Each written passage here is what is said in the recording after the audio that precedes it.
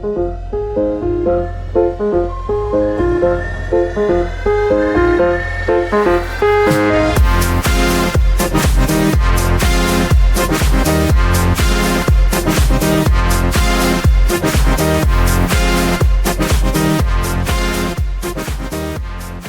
to The Expert and the Idiot. I'm here with Matt Minetola of Philly Herpetoculture. It is Minetola, correct? Correct. Yeah, you got it. Right on. What got you into the hobby? I mean, what got you to the point you're at now with all these crazy looking blood and short tails? Like just go from the beginning, obviously, right? Is that what you mean? Yeah, like from the for start? Sure. Yeah, I want to hear like what brought you to reptiles. What got you interested in them? So to my earliest memory, I'm here in Philadelphia. I grew up in Philadelphia my whole life. The free library was a big thing. So my mom or dad would bring me to the free library. You get a book or two, and I never wanted any other books besides reptile books to look at the pictures, and that just drew me in. And on top of that, my dad, he liked fish tanks a little bit, so we had a couple fish. Nothing special. We didn't have a lot of money. Yeah. He had freshwater fish, so we would also walk down this avenue in our neighborhood called Frankfurt Avenue. It had one pet store that was pretty big, and he would go in to obviously look at fish. And I was always just drawn to the reptile section. My first thing was like I just like turtles. I mean, I like snakes. I remember two books on the covers. I don't know what the books were. They were from the free library. One had like a red tail boa, and I was amazed by that. And the other one was a green tree python. Yeah. So yeah, both of those were like snakes right off the bat. And then the one book had like a really nice picture of a cobra. So those three snakes were like my favorite growing up.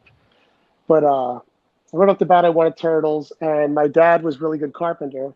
So in this pet store, he overheard the guy saying he wants new tank stands. So my dad, for extra work on the weekend, would build him tank stands. And I was a kid. I was probably 5, 6 years old at that time. The guy's like, "Hey, I'm going to give you a stool, and you can work the reptile section," which was this. It was like 10 tanks, on like a tower, and basically just saying like, if someone wants help, you come and get us, and then I would just go over and watch. But obviously, the guy trying to get some discounts was like, "Hey, you could bring home some turtles and price of instead of you taking home so much pay." And my dad gave in, and I got a couple like radio sliders, some newts, some like little aquatic frogs that the turtles we would think would disappear when I was younger. We didn't know what happened until one day, like the legs were hanging out of the turtle's mouth. We're like, oh, that's where they're going. So, what kind of newts? Like just like fire bellies? Fire belly. Yeah, fire belly. That was like the big thing back then, fire belly newts. I had them too. Yeah, I remember. I remember waking up like from a nightmare that they escaped, and I was like panicking as a kid. They were so cool. Yeah, I definitely, being a kid, and my parents watched, like they helped a little bit, but once in a while it stinks. But you wind up killing stuff. You see a petrified newt because it got into some crevice and got dried out or something. Like, we obviously wasn't keeping correctly back then. But shortly after, I really got a love for snakes. And for some reason back then, even $25 was just like too much for my parents to want to pay for a snake. But they said if I could find any, I can keep them. And me and my one buddy in the neighborhood, his dad was in the reptiles. So we would go out looking for whatever. And I would find DK snakes and garter snakes. So I would start keeping them. Now, garters, I could never ever get to do anything, but DKs, I could get the earthworms and keep them for a while. So what is that? A DK brown snake. It's like okay. A lot of people would sorry, clear my throat. I bad allergies. A lot of people basically would call them garter snakes, but they're like little brown checkered snakes. They seem smaller than garter snakes even do. Okay. But for whatever reason, you get them to eat earthworms, but you could not get garters to eat earthworms. People would say little guppies. I could never get a wild-caught garter to eat anything. So, for years I did that. Turtles.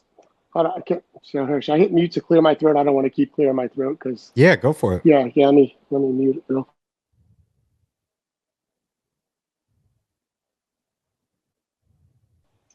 This is the kind of shit I can cut out. Yeah, there you go. perfect. Because like I said, my allergies. I almost left work early today because of my allergies. But Oh, geez. yeah. Okay, so back to what I was saying. So for years, I was just doing like the turtle thing. No more newts, no more any of that, and keeping DKs and finding them until I finally got a little bit older. My buddy Craig knew someone.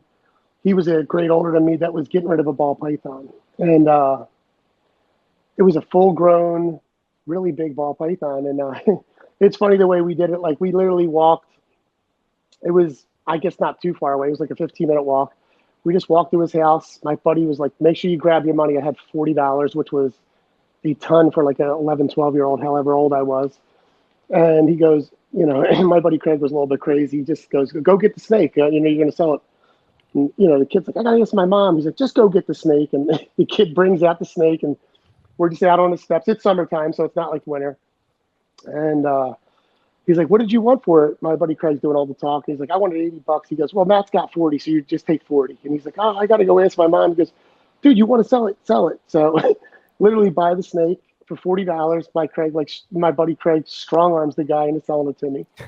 And no container, no bag. You just walk it home the way it is. That's kind of, the way it was back then. It was like all of 5 foot, really, really thick, had a bad scar on it. The kid said it was done by like his cat when he first got it.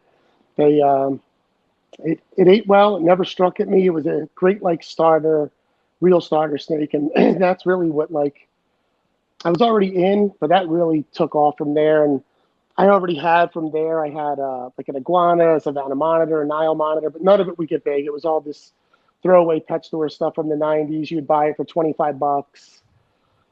Eat once or twice and just shrivel up and die. I mean, unfortunately, you would think it's your fault, but I mean, it's just the way it was. They would come in wild. And yeah, I'm sure even if I knew what I was doing, I still probably couldn't have raised it. But, those things were just, they just had death sentences right away. That's how it was back then, unfortunately. So this was in the 90s, you said? Yeah, late 90s.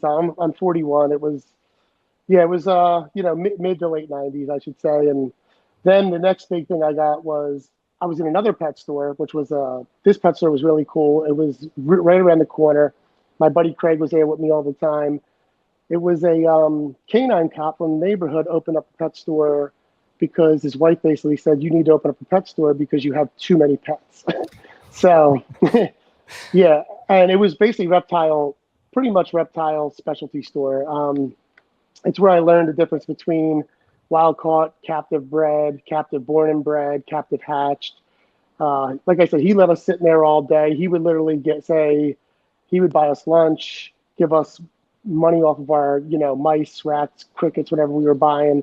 And he would like let us clean. So that was like handle the stuff. So I had 2 like 11, 12-year-old kids in the reptiles. We were loving that. So we were doing all that. And he gave me a discount on back then, a Colombian red-tailed boa, which was just a BCI, a normal boa. But like that was something unobtainable for me because it was like $160 snake.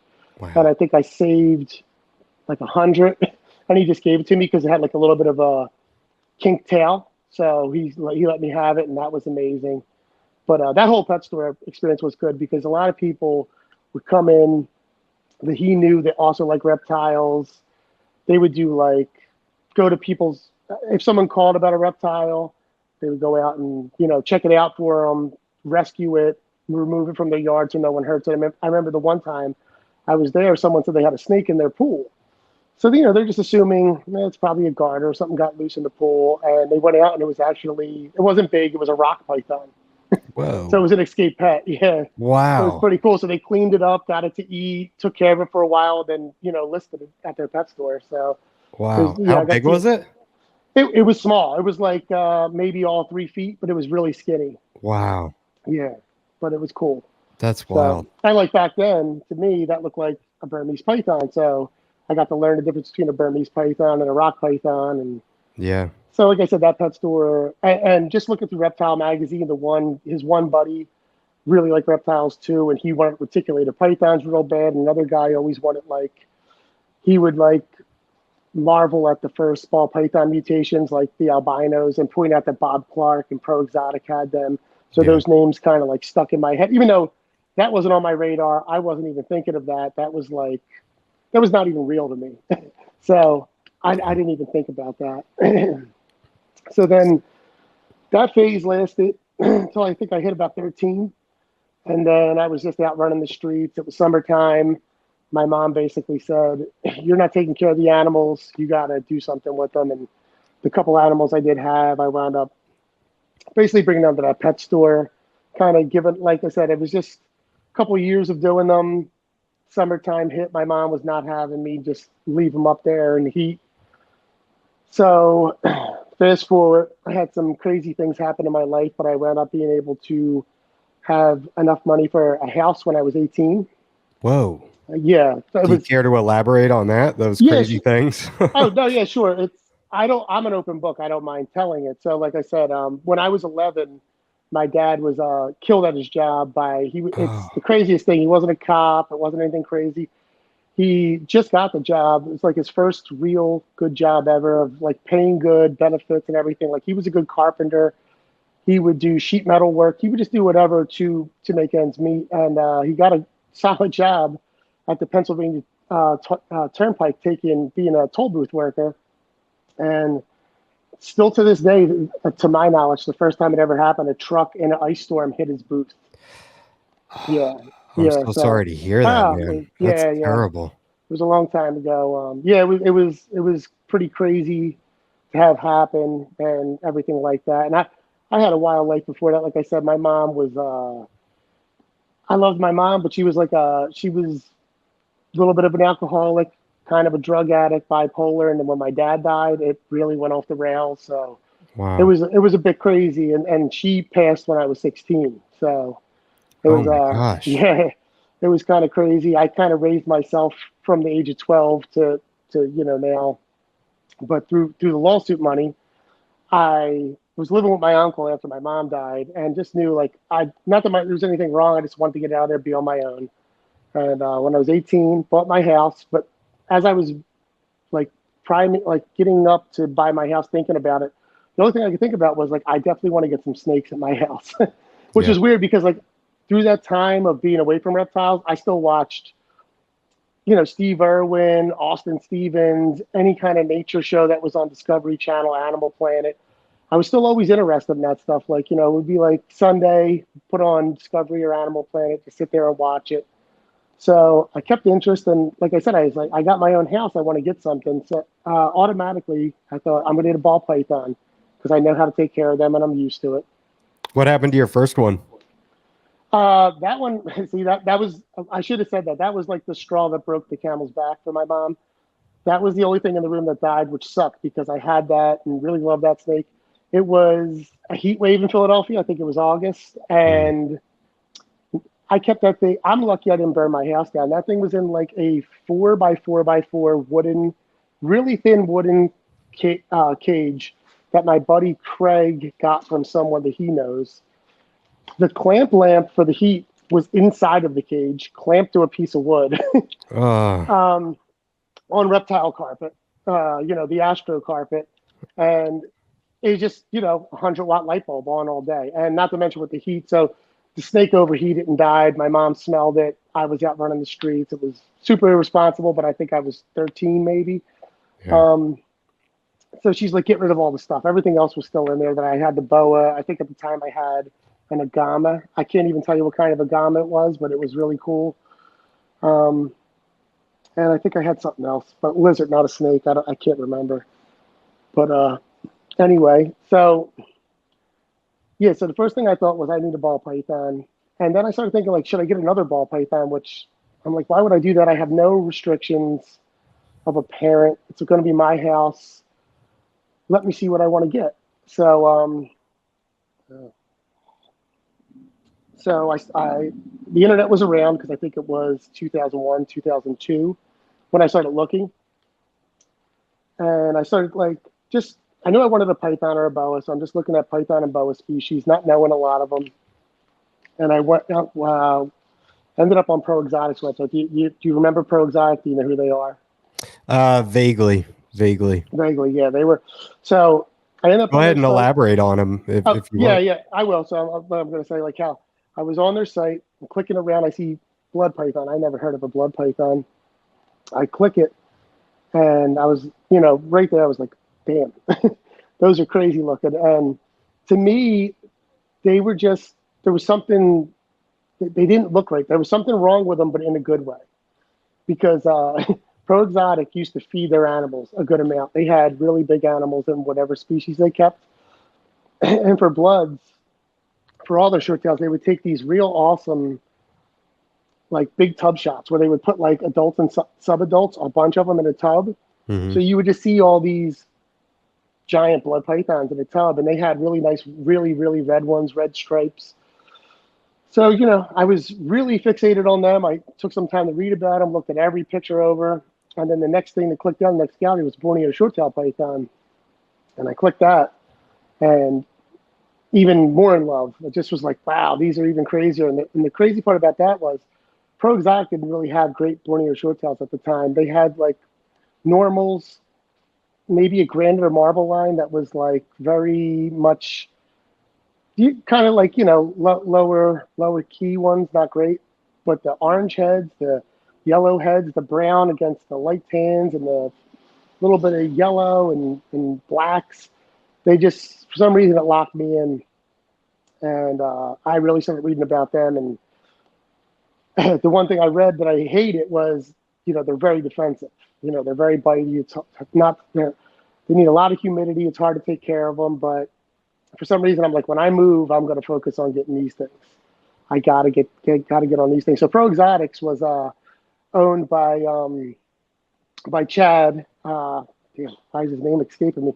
He was a football player. He was a linebacker for a couple different teams. And they just had a lot of stuff back then. They were always in the back of Reptiles magazine. They had a lot of focuses. Like they got big into ball pythons. They were big into monitors. They obviously had bloods and short tails. They did a little bit of everything, but they had a real big name. And for back then, their site was really cool. So to look around on their site and find all that, it was pretty wild. So the blood obsession that started when you were 18? Yeah, like 2002. Just like I said, it was good because I actually did it the right way. I looked at them, I read about them, I was trying to find all the info I could before I bought them. Not to say that if I had my house already and found them, I would have took them right then and there. Like I'll figure them out. But like I did it the right way, so I had time to like prepare for what I was getting into, try to think about it. So time goes on. I get my house. I go out and there's pet stores. So I find a ball python. I ask all the pet stores, like, do you ever have blood pythons or Borneo short-tail pythons? They look at me like I'm nuts. They don't even know what that is. They have no idea. I mean, I just learned about what it was. Nobody has it on their list. They're not doing any of that. So I go to, at this time, I'm just going to every pet store, just checking them out and trying to see if I can find one of these things. So I end up in like my most local pet store, which I just didn't think was a good pet store. I met this guy, Dennis, who had a lot. We became really good friends, and he was crazy knowledgeable about reptiles. When I said I want a Borneo short-tailed python, he looked at me like I was nuts because he was like, "Oh my God!" Like me and my brother keep and collect reptiles. He loves blood pythons. He loves that stuff, and he wants to get one too. And this dude already like bred pine snakes. He was planning on breeding ball pythons. So we like hit it off. And he was a real shy guy. He goes, well, listen, he didn't have a car. He goes, there's a Hamburg reptile show, Hamburg, PA. He goes, if we go up there, that's going to be your best bet of finding one. Because even if I can get you one, it's going to come off a list. You're not going to know what you're getting. It could be like big, like huge and nasty, or come in with parasites or be wild caught. He's like, you want to probably check this out before you just get one in. So we wound up going to the reptile show. I think it was a couple months away. And that's how crazy it is. Like, I mean, I assume you've been to reptile shows recently. Oh, yeah. And have you always seen a blood or a Borneo short tail? Yeah. Yeah, so we go there. I go there with the specific purpose of getting one of these, not one at the show. And Hamburg's supposed to be pretty wild, right? Yeah. This is 2003. Not a blood, not a Borneo, not a Sumatran short tail, nothing. And there's all kinds of there's venomous there. It's a venomous show. It's a hot show. So I go the whole show. There's nothing there. The next show's a couple months away. We go to the next show. I start walking the aisles. I find one marble Borneo short-tail at this table in the back. There was a breeder called, his name's Larry Kenton. He sold a lot of books. I think I had $300, which I didn't want to spend it all, but I had $300.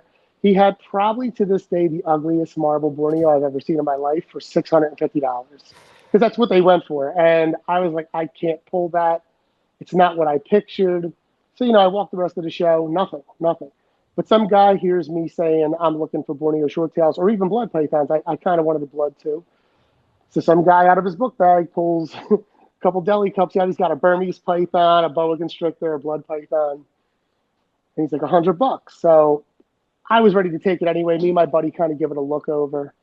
It looked good right then and there. I mean, quick look over. I pay $100 for it. I get it home. Within hours of me getting it home, you could hear this thing. I had it upstairs. You could hear it, like if I was in my bathroom upstairs, I could hear it in the bedroom wheezing and blowing out. Like, yeah, it was hiding a respo where I didn't see it right away, and it was just nasty. And just like I said, took it to the vet. I made a vet appointment before it could even get to the vet. It died. It was a small one. It just, yeah, I'm sure it was, I bought it out of a book bag. So, and then the next show I went to, I finally found there was a couple people there, and I also got a hold of Kara from Nerd, Kara Norris, and I was able to get one shipped to me, so that was a good captive born and bred one. So that's what, and then like I said, from there on out, I was finding stuff. But when I first started, I was doing all this in tanks, and I was modifying the tanks for the humidity, taking the screen tops, wrapping cardboard and tinfoil, and then like taping it. So there was like a section of it just completely cut off to try to keep humidity in with the heat lamp. I knew they didn't like too much heat. So it was like a 40-watt bulb down to a 25-watt bulb that would switch on. Like I would manually switch it on at nighttime, trying to control the temperatures, trying to do my best. But still, I mean, it would just get dry, probably too hot, too cold. Glass doesn't hold in humidity or temperature well. And I was just ending up with respiratory infection after respiratory infection, going back and forth to the vet, spending hundreds for like 2 years, almost 2 years, just suffering. Not 2 years, about a year, I guess, suffering, just nothing. And I think Kara, when I got that snake, that's right, I'm actually going forward. I got that snake a little bit later on, because after I think I talked to Kara, she was saying plastic tubs. And I wanted to display them, even though they hit all the time. I was like, I don't know about a rack, because I want to be able to see them all the time. I didn't have any knowledge on a rack. I just didn't, whatever. But I said, screw it. I'm going to buy a rack, see if that changes things. So I found Animal Plastics. I buy a rack that held each slot could either hold two 15-quart containers or a 32-quart container. And I put the short tail that I got from her and the other two short tails I had that were doing well so far. I was like waiting for them to fall apart. And I didn't have an issue for 3 years up to that point with anything. And I had so many more coming, because I was now buying racks. It's like racks were like, to me, they were magic. They made this snake, not only that, in tanks, they were always so defensive, hitting the glass. Even when they were hidden, they would just be scared. And in these racks, I could go in and scoop them up. Even if they were defensive, I can get behind them and kind of control them. It chilled their temperament out, and they weren't having health issues anymore. It was insane. And so you were dealing primarily with captive bred animals at that point? For the most part, but yes, I was still buying stuff that I think was maybe long-term captive, so it was wild caught. But yeah, just having a hell of a time. Like, what made me not quit, because I was dumping. I would spend between 150 to 350 on an animal, and spending, $400 or $500 at the vet for a couple animals to get them injections, and just it would be too late, or I'd fail with it because I was putting them right back in when they would get better. They'd be, they would just be in the tank. That would just happen again. I'm guessing humidity and heat just fluctuated like crazy in the tanks. I can't believe you didn't give up. Like, that sounds so discouraging. Yeah, well, that's kind of a cool story too. So there was a guy Dennis knew, this guy who was like, Philly was a small place for reptiles, and this guy had a huge reputation of reptiles. He built amazing enclosures. He kept a whole bunch of different animals. He had like one of the first, like I never was there, but like his whole basement was set up with reptiles, and like I knew of him, and we were both at the vet office at the same time. This vet that I found back then, still my vet to this day, is a great exotic vet, and obviously other people knew that. So he seen I had like a container, and he goes, "Dude, what's in the container?" And I said, "A Borneo short-tailed python." He's like, he knew me from, I guess, Dennis talking about me. He goes, "Oh, Mike," that was his name. I forget his last name. He goes, "Oh, dude, I had a good amount of them, and I just could not get them to live, dude. They're impossible." He goes, "I suggest, throwing in the towel on them. Like, keep that one, but I wouldn't waste time or money." He goes, "I've done so many things, pulled so many strings, and just nothing ever happened." So it felt good to be like, I mean, it was years later. um, to like see him again, and I produced some. So he was like stunned that I made some. Wow. Yeah. Who was producing them back then? BPI, Keith McPeak, Pro Exotics. There were a couple other people, handful of people producing them. There was Yeah. definitely, I think, I don't know if Nerd and Kara were. I don't know if they were just getting them in or they were producing them. I would say they likely were. But yeah, information back then was scarce, and Yeah. and just back then it was a different time. People didn't like to give up all the info. They kind of wanted you to work for it. But I mean, it was a little bit crazy because with hard species, it's like, how am I ever supposed, how are we supposed to grow this species if nobody's giving proper info or really good info, like getting in depth of like what to do. Yeah. Yeah. So were you getting any animals from Keith at that point in time? No, I didn't even know Keith until probably 2004, not long after. And I think the first show I seen Keith at was it was called the Mars Show. It was in Maryland. And it's pretty funny. I didn't know who he was. I saw his setup and I'm like, oh my God, he's got albino T positive. Well, back then it was just the albino blood pythons. It was the T positive ones and a bunch of Borneos and all this stuff. And I was like, wow. It's like, at this time I'm like pretty far into reptiles. I have some ball pythons. I think, a boa. I think I have a hypo boa at that. Like, it wasn't, I think I got it for almost nothing. Or, you know what? It was 2005 when I met Keith because I had a lot of stuff. And my first thing I think I said to Keith was, would you take some of this stuff for trades? For like a head albino or something? He was just like, no. But I think I went up talking to him a little bit. And, I don't know if now that I know Keith, he doesn't look intimidating at all. But I guess as like a 19, 20-year-old, Keith's a pretty tall guy. He was very intimidating to me back then. But then when we were talking, it was really good. And I think we spoke a lot. And the next show I seen him at, which was, I think, Daytona. I drove to Daytona. I bought, I think, 2 Borneos and a T positive off them. I was starting to really like put money out towards reptiles. Yeah, I bought a good amount of things from Keith McPeak. And also before that, I met a guy, I should say, Mike Kostakos, who sold me a lot of really nice stuff. Mike's another one who's like family. He's a little bit like less known, but definitely should be more known. He just doesn't really put himself out there for just about everything. Him and Keith. It's wild that I met both of them kind of first because they both are super intelligent when it comes to reptiles and have done a lot with a lot of different species. And with Keith, I bought ghost stuff, ghost Borneos. With Mike, I bought marble stuff. So that was like, it's funny because those are 2 very pinnacle things of what I was focusing on for a while, and kind of really was known for quite a bit. So were you keeping lizards along with snakes, or were you just zoned in on snakes at this point? At this point, I moved into my house. I was doing the tank thing in a spare bedroom. I'm downstairs in the basement now with racks, starting to heat my room, and I'm just snakes. And at this, early on, just a few ball pythons, a boa as a pet, and Borneo shorttails, blood pythons, and I eventually did get some Sumatran shorttail pythons, which are the black ones. Do you still keep boas? Yes, I keep more boas now than I did before. So I have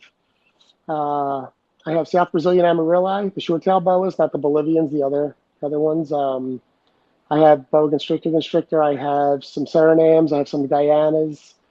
I also have the Mandarin phase Sanzinia here with me, Wow. and my green phase Sanzinia are with Keith McPeak. I got some, and they went right to him, and they're in this big joint project that turned into a really cool thing. And I actually, surprisingly, need to go pick up one that was produced, which is killer. And I've been waiting months, and I think July I'm finally going to go to Keith's house for a barbecue and pick it up. So Nice. yeah, How do you like and the Tanzania? they're really awesome. The Sanzinia is the one snake. So I mostly keep in my basement. Now that's the big part of my snake room. I do keep some snakes in a spare bedroom that's empty. I have a couple cages and an incubator up there. The Sanzinia are up there, set up in like a little bit better cages. They're cool because they are the snakes I can bring out for anybody to hold. They're like so calm. They move around. They're inquisitive. So they're really cool. Yeah, I love the personality of boas. They're a lot of them are pretty laid back. I just recently got an Argentine, and she's been a lot of fun. She's laid back though. It's shocking in Argentine so laid back because usually they're kind of mouthy. Yeah, so she came from a guy that was keeping her as a pet, Okay. and so she's 3, so she's got a little bit of size on her, and yeah, she's pretty laid back, and she literally just goes up to the crack of the cage and puts her head there, and when I open it up, she comes out and like puts her head up on my shoulder and like always wants to be out and exploring. I think That's she might need awesome. a bigger cage too. Yeah, that's awesome.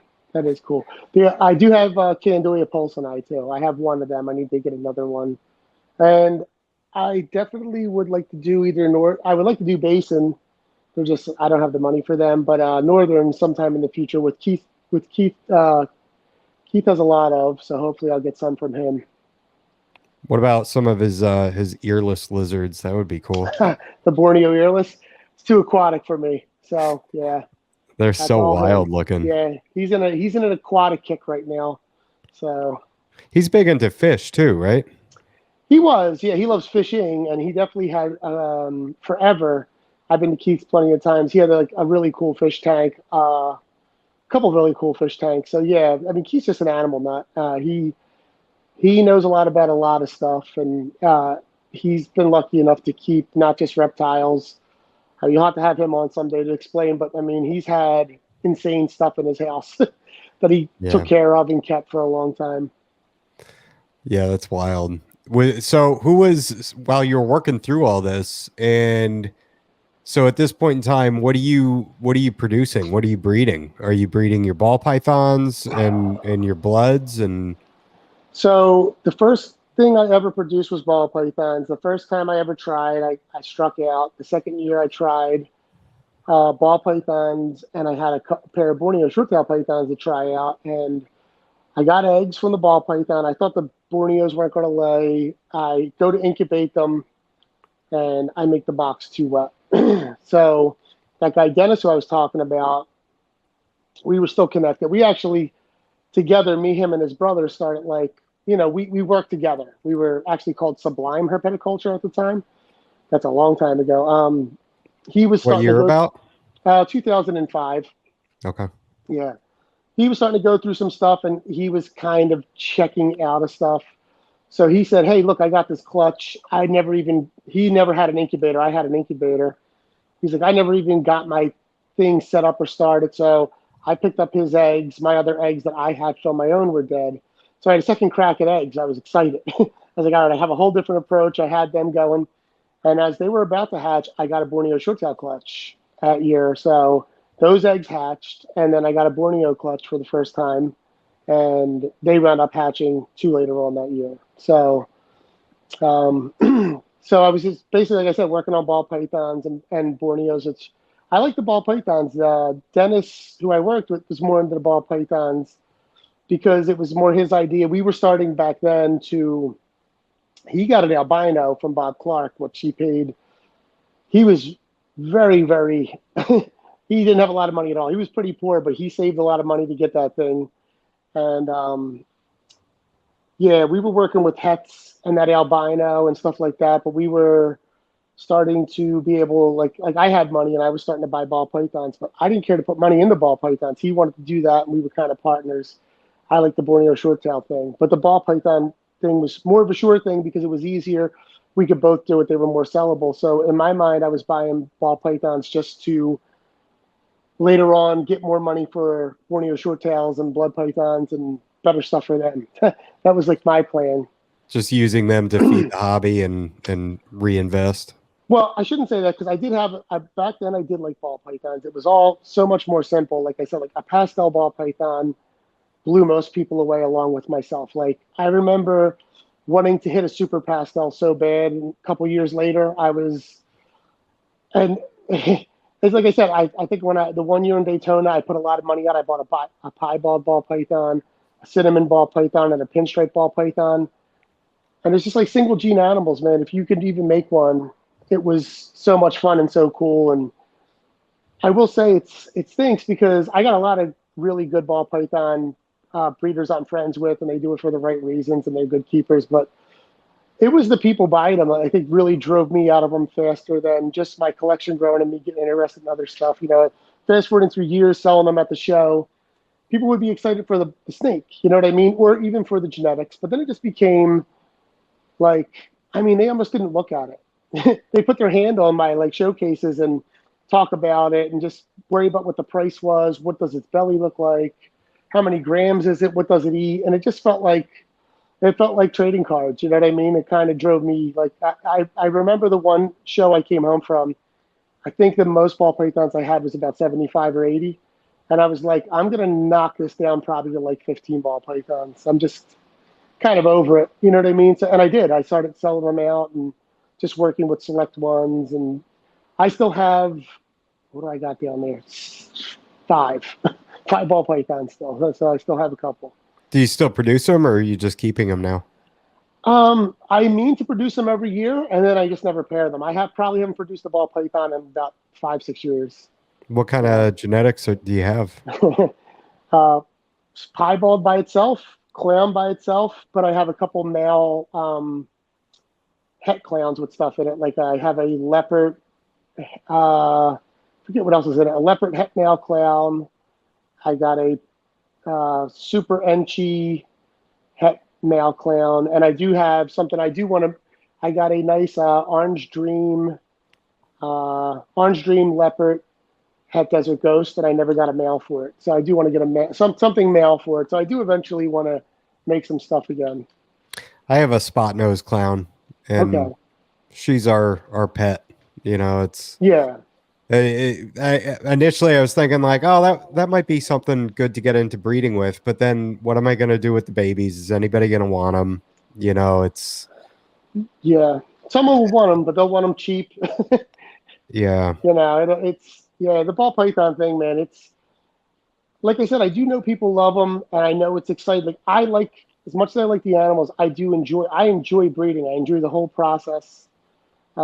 But I just feel like with ball pythons, it's just always chasing, and it's always, there's so many cool. What tells me that is there's so many cool mutations out there from the years I was talking about and on, and just nobody focuses on that. It's just like whoever hatches something new and cool that combos up with something new, they're trying to do that and figure out the next one. They don't ever. It's like very rare you see people dial it back and refine and work on this stuff that's been there. You know what I mean? Like there are snakes that are $250 in ball pythons that look unreal, but the new one, because it has all this unlocked potential, is like $4,000, and it almost looks like a normal.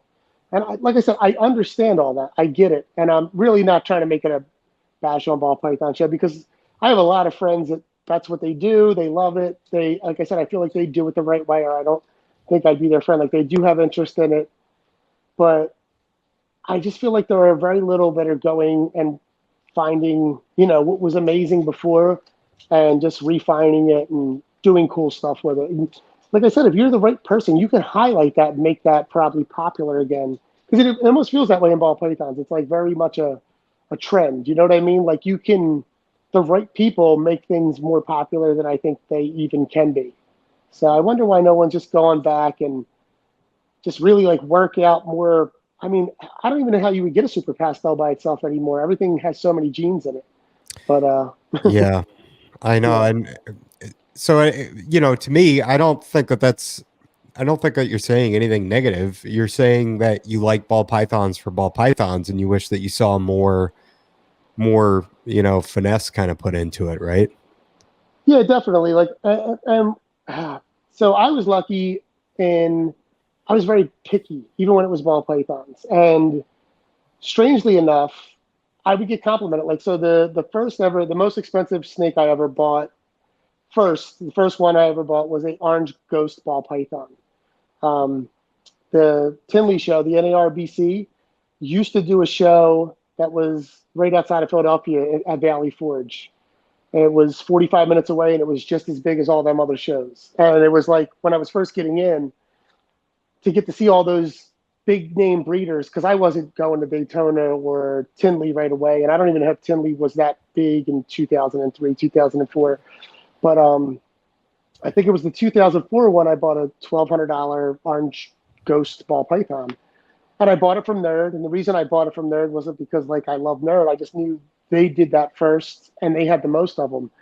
And every ball python I did, I like really took my time in choosing it. Like I remember at that at Daytona to pick a pinstripe. They're not that crazy looking, but I had the guy bring out all 5 of them, and I sat there and stared at them for like 25, 30 minutes. And I think he was even shocked. And when I was able to start producing stuff, I would get compliments on my orange ghosts. Yours look way better than everyone else's. I would get compliments on my pinstripe because I took that pinstripe and bred it to, and I didn't even know if it would work. I didn't see it at first. I actually had somebody show me and break it down to me that I bred, the first time I bred pinstripes, I bred it to this normal reduced pattern ball python. And they would say like your pinstripes are even more reduced, the lines are thinner. And like they would show me, and I realized that I was making a cut above the rest of everyone else's pinstripes. Not saying that I was the best one, obviously not. They were way better, but for the Hamburg show, which was a local show, everyone was like, dude, yours blow that stuff out of the water. And, it's just funny because so many people, especially back then, just shopped for the price. They really did. Yeah. They just didn't care what it looked like as long as they had those genetics because they needed it or they knew that it would demand this kind of price tag. So, and I didn't even plan on that. To me, when I got into snakes, I wanted the best of the best. Like whatever I was keeping, holding as a pet, whatever, I wanted the best example of everything I could, or try to have the best of everything. So that was my thought behind it. Not like I'm going to create the best. Just if I'm going to have an orange ghost, I want to appreciate it every day. I want to look at it, and hopefully it makes some cool stuff. So that's kind of where I was with that. So you weren't just looking at the orange ghost morph, you were looking at the best representation of the orange Yes. ghost. Yeah, Yeah. for sure. Yeah, I was definitely spending a little bit more to get what I think was better rather than save a couple $100 or even like I said, $50. Because I can't tell you how many times back then at them shows somebody would come up to me and say, "Oh, I like your orange ghost, but you're charging 700 for yours, and there's a table there, it's 550." And I'm like, I would say, "Okay," and they would say, "Yours is way better, but that's a lot cheaper." I'm like, "Okay," and I would just say, "All right. I mean, pick which one you want. I don't know what to tell you." Yeah. So yeah. Yeah. Do you want to be able to put orange ghost on the label when you sell something, or do you want to produce a really nice looking animal? And Yeah. yeah. And unfortunately, there were plenty of people that did want the best of the best, or they didn't care about, the money for the quality, but there were plenty of people that would buy something crappy and just not even care. And then wonder why when they produce them or they make this combo, why it doesn't look like the others, the ones they're seeing online from all the bigger guys. Yeah. Yeah. So we're in the early 2000s and you're starting to crank out some bloods. And was it bloods and short tails or just short tails then? Borneo short tails for a couple of years. I didn't get my blood pythons up to size right away. So yeah, 2005, 2006 was ball pythons. The second year, so I think 2005 was my first year producing anything. So pretty exciting. And 2006, think I had 2 Borneo clutches and probably like 4 or 5 ball clutches at that time. And my collection is obviously growing. I'm adding, stuff in the basement. So starting to get there. And I believe 2006 was probably the first year I started doing a show, bringing the stuff with me. So the guy Dennis kind of wriggled out of that jam he was in and got back in it. And we were doing shows together. I mean, it was so old that we were making het orange ghost ball pythons and het albino ball pythons. We couldn't even produce visuals. We were bringing the visuals with us to show them, and that like went a long way. And I mean, we would sell, man, it was crazy just how many people would buy hets, and they were between $750 to $1,000 a piece. You know what I mean? And people were just buying pairs of them, I want that female, and like I said, it went a long way because we bought the representation of the animals. So people, I mean, obviously with hets, it's a normal looking thing. I think they could trust you more. I mean, we were brand new, so in our mind, we already want to do that, but we're thinking to ourselves, if we bring a bunch of normal ball pythons and try to label them as this, we could just be rip-off artists, So, Yeah. But so with the short tails that you were producing, were you bringing those to the shows, or were you kind of holding those back, or? it was weird. So at first I wasn't, because we didn't have that many display cages and the ball pythons were like all the rage. I think I would bring like a pair. And it's wild because I would have a solid amount of babies, but I was more or less holding on to a lot. And then I think the next year I grew them up some. And that's when we got more showcases, and I was starting to bring them in 2007. Right on. Yeah. Yeah. And that was a very slow process because people didn't really know what they were too much, even in 2007. And yeah, everybody was definitely afraid of them. I mean, the first thing you would be met with, like, these are cool, but they are so nasty, aren't they? Like, they're insane, I heard. And, individuals, yes, they were tough to deal with, but I would try to explain, you can work them out into being really nice animals.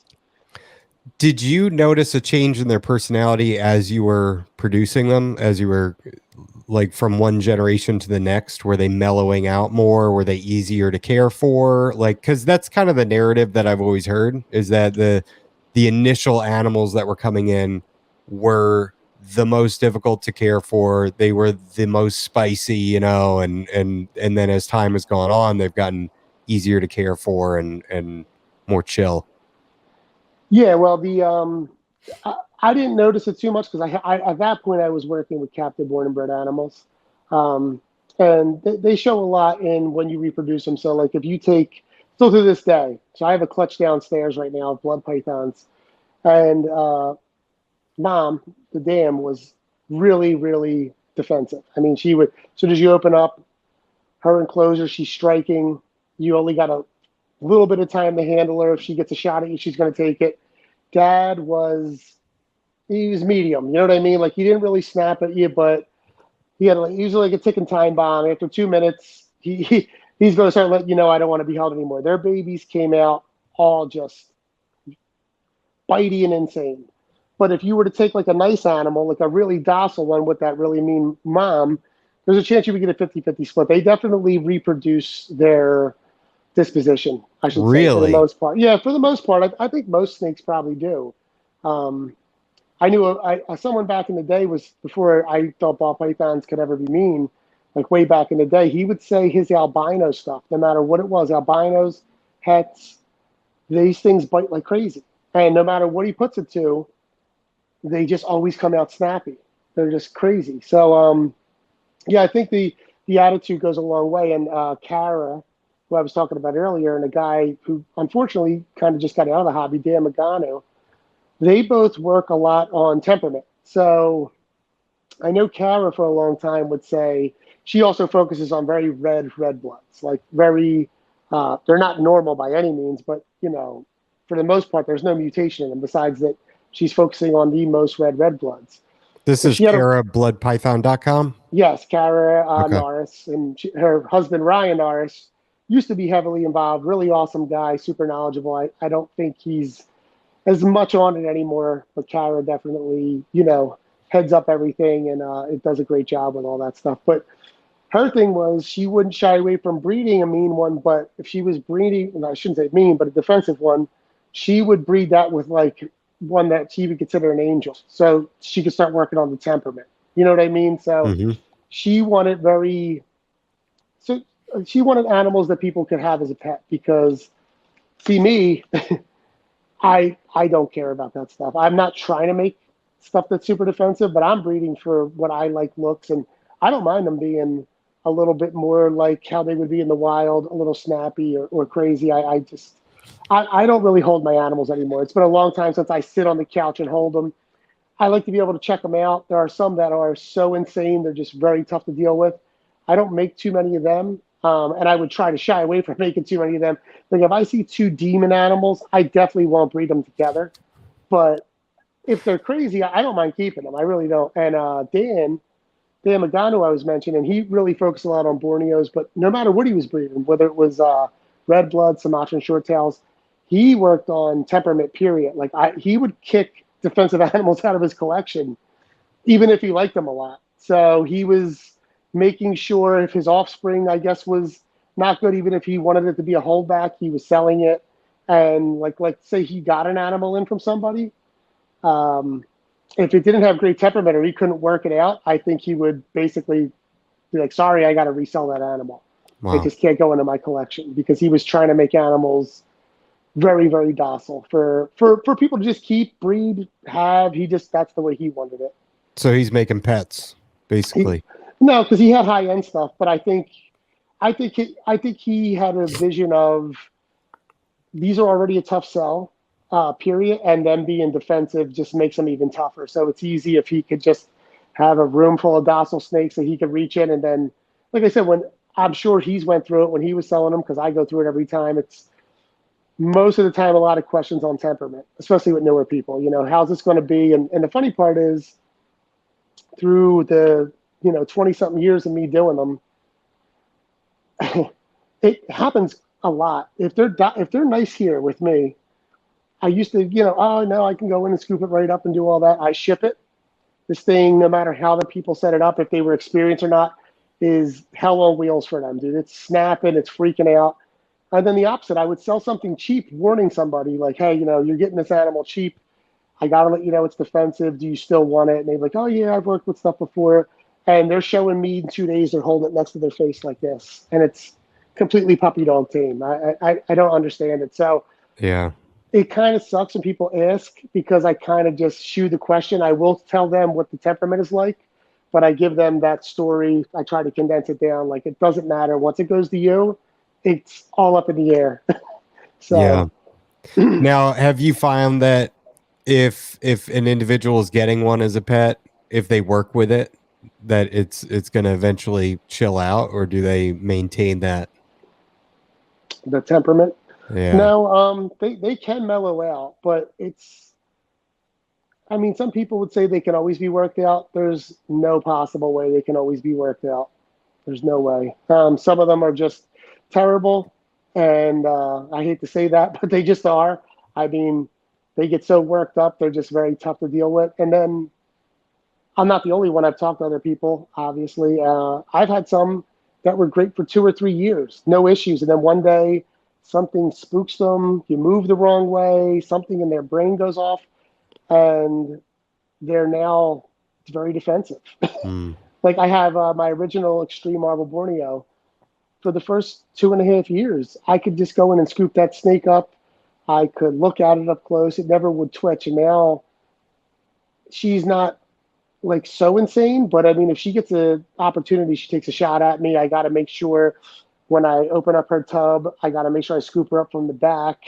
If not, she's looking at me, and yeah, I don't know what it was. Sometimes they just lose it, and they're very unforgiving snakes. They have a good memory. I mean, if you have to work with them and grab them behind the head, or you do something wrong, sometimes it'll take a week or 2 weeks with like positive interactions, but sometimes they just never forget. They just, wow. Yeah. That's wild. Yeah. I've always wanted one, and I just keep going back and forth where I'm like, because I do like to hold my animals, and I like my kids to be able to interact with them, and and things like that. That being said, I have Timor pythons, you know, Yeah. and I'm working with them, you know, and it takes a lot of patience and everything, but it seems like, man, the short tails, just the power that they have, though, just so much muscle, and you know, like, how bad is a bite from one of them? The bite so far, I haven't been bit yet by a full grown adult like snapping, but they don't have for a python they don't have as many teeth as other species do, Hmm. or at least that's what they say. You know, scientifically, I'm not exactly sure. That's what a lot of people say, but their bite's not terrible. They definitely drop a lot of teeth in your hand though. When after they bite you, you're always picking out teeth. Wow. Yeah, that kind of sucks because it could be anywhere from 2 weeks to months, and you're just popping them out of your skin, and you know, I do billboards for a living, so if it's in my fingers, you know, my fingers tight for 2, 3 weeks to 2 months, it kind of sucks. But Wow. I've heard really bad by like a full grown adult that's like really takes off because I mean, the way they hit a rat is crazy. So I've kept retics. I still have one retic, and I think, you know, obviously a retic, I wouldn't want a retic bite from a bigger retic, but when it comes to, you know, everyone talks about retics power and strength, and I'm sure pound for pound they are because they're bigger, but the way short tails strike and how aggressively they bring their prey back, I mean, they lift off the ground and then they throw those short giant coils around it. It's really, really insane how they move. And like I said, when you experience like a really aggressive one, they do a thing where I still have not experienced a snake that does what they can do, and I think a lot of people will tell you when they're mad, they do a thrash thing like a fish out of water, but their Hmm. spine is like it's really hard and kind of raised up higher than other species, and they can just freak out right out of your hand, like over. Here's a story going back. I had basically an adult blood python that I took to the vet. It got a respiratory infection. It's one of my early ones. I found a big, a big one. So I take it to this vet. The vet that I go to works at a small zoo, and he's a reptile vet. So he has it behind the head, and I said I should help. He goes, "No, I'm good, man. I work with 16-foot reticulated python at the zoo, a 16-foot Burmese python, and whatever." So he's trying to manipulate the snake, and he has the tendons in, and sure enough, the short tail pulls back and then clamps his hand, and he was stunned. He was like, "I've never ever seen a snake have that kind of power to just rip out of my hand like that." And he said the way it threw its body around my forearm and its tail slapped him in the face.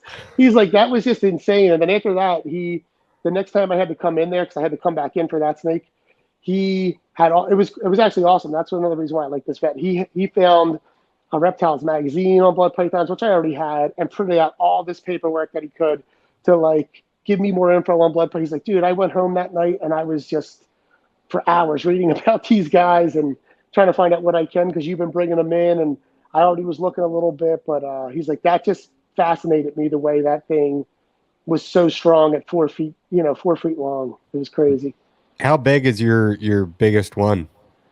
So my biggest right now, I have a Borneo short-tailed female that is probably about 5.5 feet. She's probably about 21 pounds, something like that. That's pretty monstrous. I mean, five and a Yeah, half feet is huge. yeah, it's pretty big. My collection, where we're talking about now, where the time frame we're in, I used to feed my snakes every week and make them. I mean, I would have males that were 5 feet, 25 pounds. I think the biggest I ever had was a female that was basically about 6 feet, and she was like 33 pounds. Whoa. Yeah, she was big. You don't do that anymore? No, I feed them much more sparingly just for their health and for my pockets. It would be insane to feed the way I used to. I just used to have, I felt like endless money to feed them and it caught up. But yeah, it's also much better for their health. Like I said, um, the other thing is making them gigantic. I would get giant clutches. I'd say the average Borneo clutch I get now is between like 14 to 18 eggs. Back then I was getting 25 to 30 eggs. And I think the biggest clutch of them I ever had was 36 eggs. Whoa. Yeah. That is wild. Yeah. And I like to breed and I don't need a ton of them. And I like to breed, a few different females. So I'd much rather.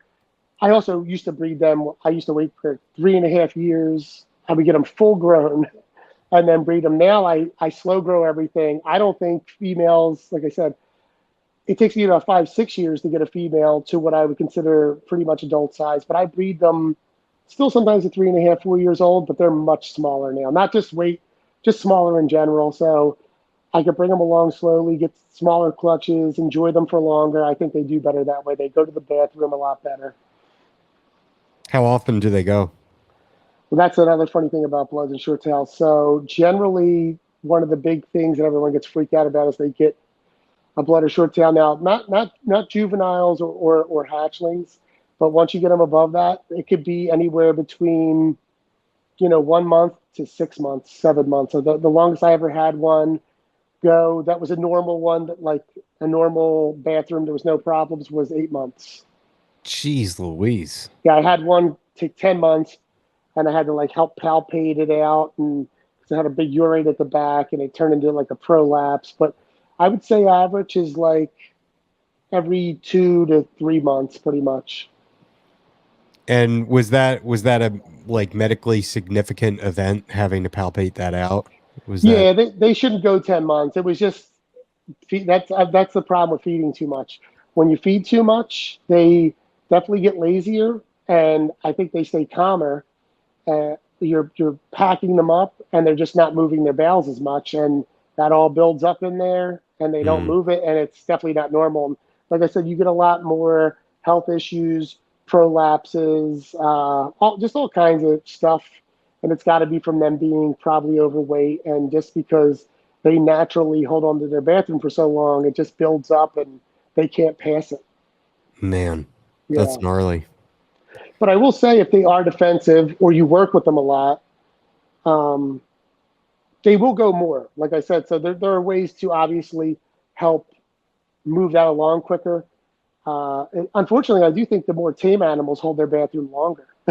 So I was in my room's a little bit more on the wild side. Like, I don't have all terrors, obviously, but they are a little bit more wild. I'm more or less opening the drawers, checking them out, misting them.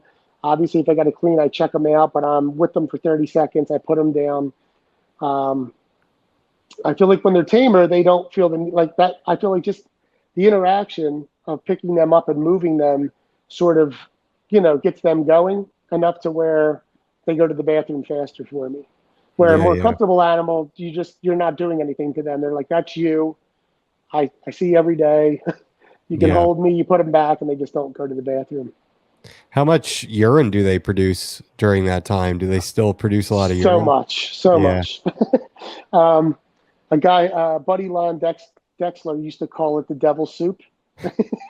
You just go in there, and so barometric pressure really messes with them for breeding, shedding, going to the bathroom. And, so if it's a rainy week, rainy day, real bad, I know my reptile room's going to be a mess.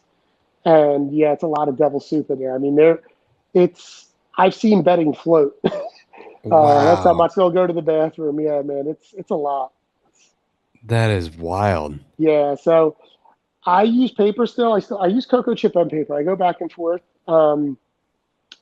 If you're going to use paper, it works great, but you do got to be on top of it, because they can. I mean, obviously, you don't want anything to just sit in its bathroom for a while, but they go so much that ammonia smell just builds up in there, and them breathing that into their lungs, it's just not good for them. So you got to be, if you're going to be a paper keeper, it's all good. It works great for them. I think it's best, really, but you got to be on them every day. You got to be in your collection every day, ready to clean.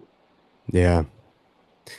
So when did you end up getting into the bloods? Was that mostly like once you met Keith, and then you started picking up more bloods and started going in that direction and working out the different looks and everything? Well, Borneos that's the one I work with the most. That's the ones I have the most looks for. Borneo short tails is my thing. And Keith, that was his thing too. Bloods they were there the whole time. They were coming. I just wasn't as interested in them as Borneo short tails. Yeah. But throughout the years, I've gotten them, and it's kind of crazy. I've worked on Borneo so hard and done them. People sort of forget that I have pretty cool red bloods sometimes. Yeah. Uh, but my thing with red bloods I work on is really striped red blood, like really the genetic stripes, the super stripes, and making them really red. That's kind of my focus. I do have the mutations. I kind of am dialing that back a lot. I kind of want one example of, not every mutation, but a lot of them, just to have them to breed. But this show, I have some like mutations like GoldenEye, 007, Batiks, Batrix to sell. And it probably will be this batch right here will probably be the last for a while because I just don't see myself making too many of the ivories and 007s. There's a lot of good people doing them, and that's not the reason why. I mean, if I really loved them, I would keep doing them, and I think they're amazing looking. But there are some people just killing it right now. There's a ton of them out there, and for red bloods, I just really like the red stuff. I like T positive albinos. So I'm going to continue to work on that too with the stripes. But yeah, that's kind of where that went. So as time went on, like 2007, 8, 9, I then started getting blood python clutches. Just pretty much normal blood python. Like right off the jump, I met up with a guy online that moved around here named Chris Kopecky, who also like another guy who became family to me, and he had pro exotic red stripe lines, which were not as rare back then, but still rare. And that was sort of the base of my projects. Is like it took off from there. So that's how that started. I saw some wild looking bloods on your Instagram, and man, the marbles from the short tails are just insane. Some of them are just so mind boggling the way it looks. Yeah, and is that just you just go through and you hold animals back and you're just constantly selectively breeding? And yeah, so the Borneos are it's just rough to explain, and it's I'm sure these things could have been worked out, but there's I guess a lazy and good explanation why they're not. So their genetics are not cut and dry as simple recessive, incomplete dominant. I mean, they probably are, but all the Borneo breeders don't really have them figured out, including when Keith was doing it, who's a really smart guy, talking to Tracy Barker. I don't think they had anything quite hammered down. It's strange. And part of the reason that being why it's so strange is because, especially right now, but even back then, normal Borneo shorttails, like just people didn't really work with them. Once you were breeding, you were doing granite, marble, ultra bright, latte, stuff like that, genetic stripe, super stripe.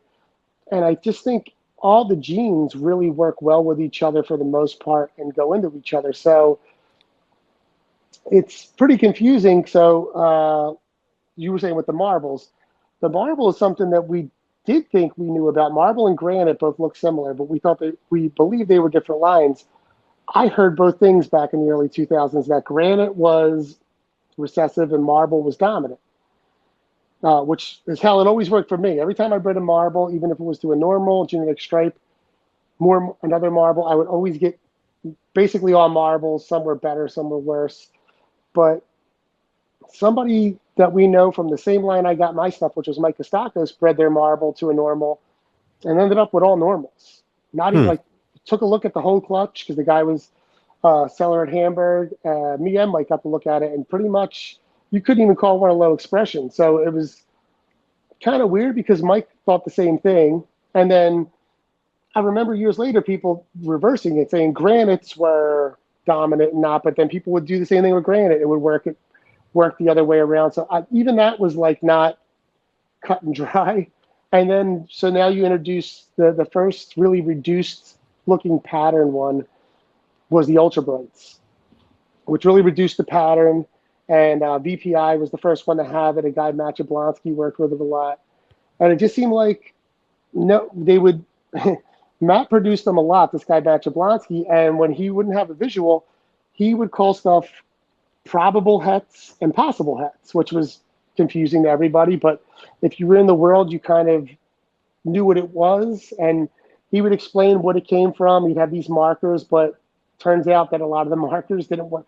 They didn't land. They didn't work themselves out. So we were confused on that. And then he wound up hitting an Ultra Bright first generation. He took an Ultra Bright animal to a normal and hit a first generation full on ultra bright. So that kind of threw out that being some kind of a recessive out the window. Same thing happened with Ghost. Same thing happened with Oslet, which is a gene that I worked out, is the Oslet gene. And the guy who worked out the latte gene, he wasn't very much, he wasn't like really online or on the forums on anything like that. So information was tough, but people that worked with that project that were more forthcoming said the same thing. Like they didn't have a rhyme or a reason what was coming out with it. So it's very much, it kind of sucks explaining Borneos because people want to know what they're going to get. And the easiest way to say stuff is if you're working with stuff that has genetics in it, you're basically going to breed two snakes together and get really cool snakes. I mean, that's basically it. Like I said, I'm sure if you took a lot of normals and you made sure it was a base mutation of an Oslet, a Ghost, Super Stripe, whatever you're working with, you could figure it out. But I just feel like even after all these years of all these people really doing it, nobody really knew. It was just kind of insane. And that the other point I was going to make was between Ultra, Ate, Ghost, Oslet, I feel like those genes are all the same, but 4 different founders had them, and we all took them in different directions, breeding them to certain things, and that's why they get their certain staple looks. And same thing with the marbles, same thing with the super stripe lines, and that's what I feel like happened. So Borneo genetics are a tough sell. You just really got to like Borneos. I mean, they can command a lot of money. It's a very small pool of us that love them. And but if you like them, you like them. And really, it's not about. It's unfortunate because I'd rather not sell a Borneo for so much money. I'd rather it be a little bit cheaper. But if it's really rare and you worked really hard on it, you got to put it up there for some money. So it's something you don't want to just bottom it out, and people have bought with you, so you don't want to destroy the price of it right away. And you want the right people to work it out in the beginning. You don't want everybody just throwing it to everything. What about the Sumatrans? Sumatrans, I don't really do much anymore. I always liked them, but they were always third place for me. So Sumatrans are funny too because I swore by now they would be. So Red Bloods are Brongersmi, Borneos are Breitensteini, and the Sumatran Shorttails are Curtis. They're 3 different species. They're not subspecies. They're 3 different species. But for Curtis, the Sumatran Shorttails, there is the black ones, which I'm sure you've seen, like the midnight black ones. Those ones get a chrome head sometimes. They get a little bit of a lighter look, but generally they are black, chrome, gray. And then you have Sumatran Shorttails that sort of have a Borneo resemblance. They have an orange head. People call them either orange head or pumpkin heads. And they have much more of a brown. They can get some black.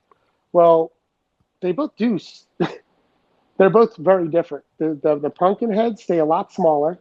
They lay bigger eggs of smaller numbers because they are a smaller snake. And the Sumatran Shorttails, which the pumpkin heads are northerns. They're found on the northern side of Sumatran.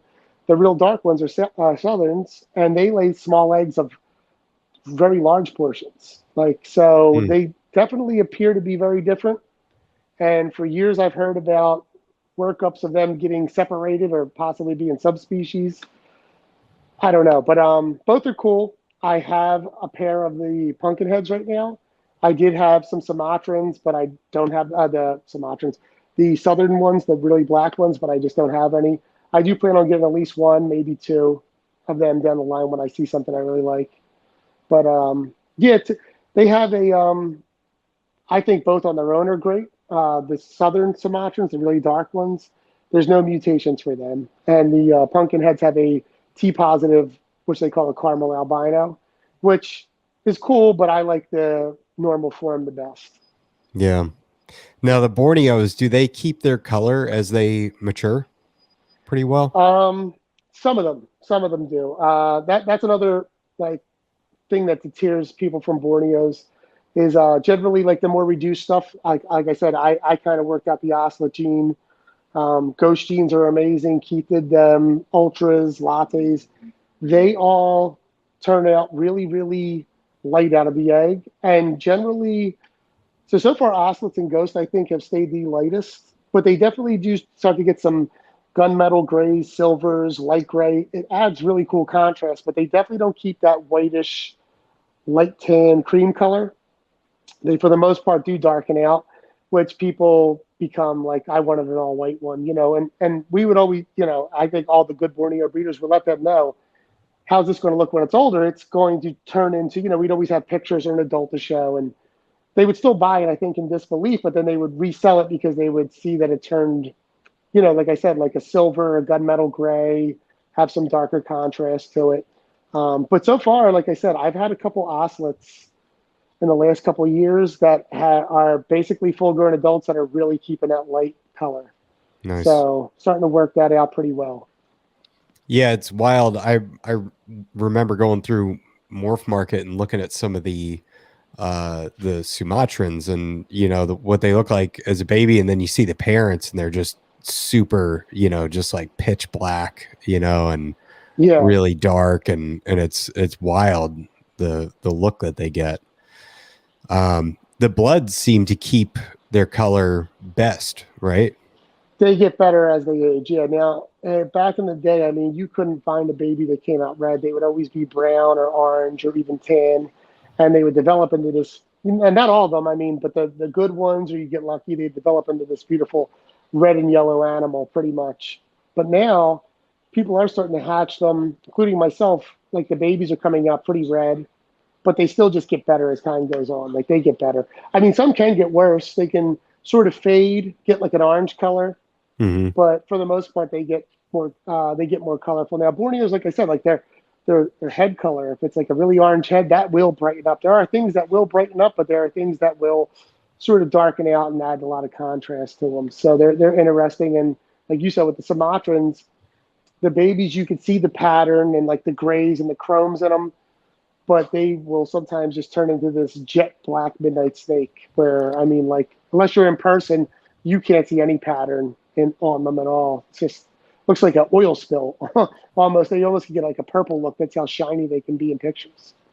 Yeah, I kind of wish that they would keep their baby colors sometimes, you know. Sometimes they do. So there are people that work on what they call a chrome head, and they will be like a very dark ash gray to a charcoal black or gray, and that head will stay like a nice, like, you know, medium gray, charcoal gray, and you can see their patterns pretty well.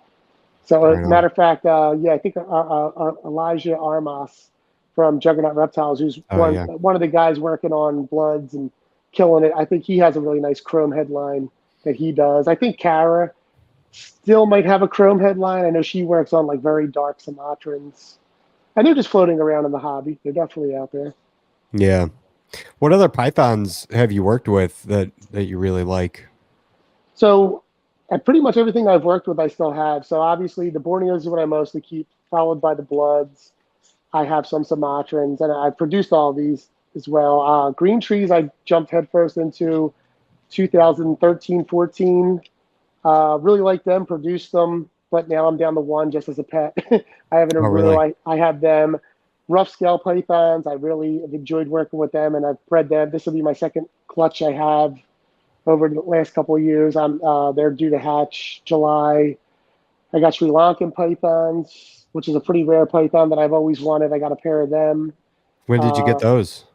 I wonder what the year. They got to be 4 or 5 now. A while ago, I was able to locate some, and just a snake I wanted for a long time. Like I've always liked berms and rock pythons, but I saw Sri Lankans a long time ago, and they would get these pinks on their head, and it would say they would stay between like 9 to 11 feet.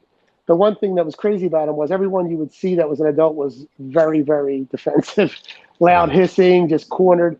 And mine aren't so bad. I mean, they'll take a shot at you, but you can scoop them up with, and they don't, you know, open in their tub. They don't just come right out and strike. They're looking around. And I did produce the first time I tried to breed them. I did produce them.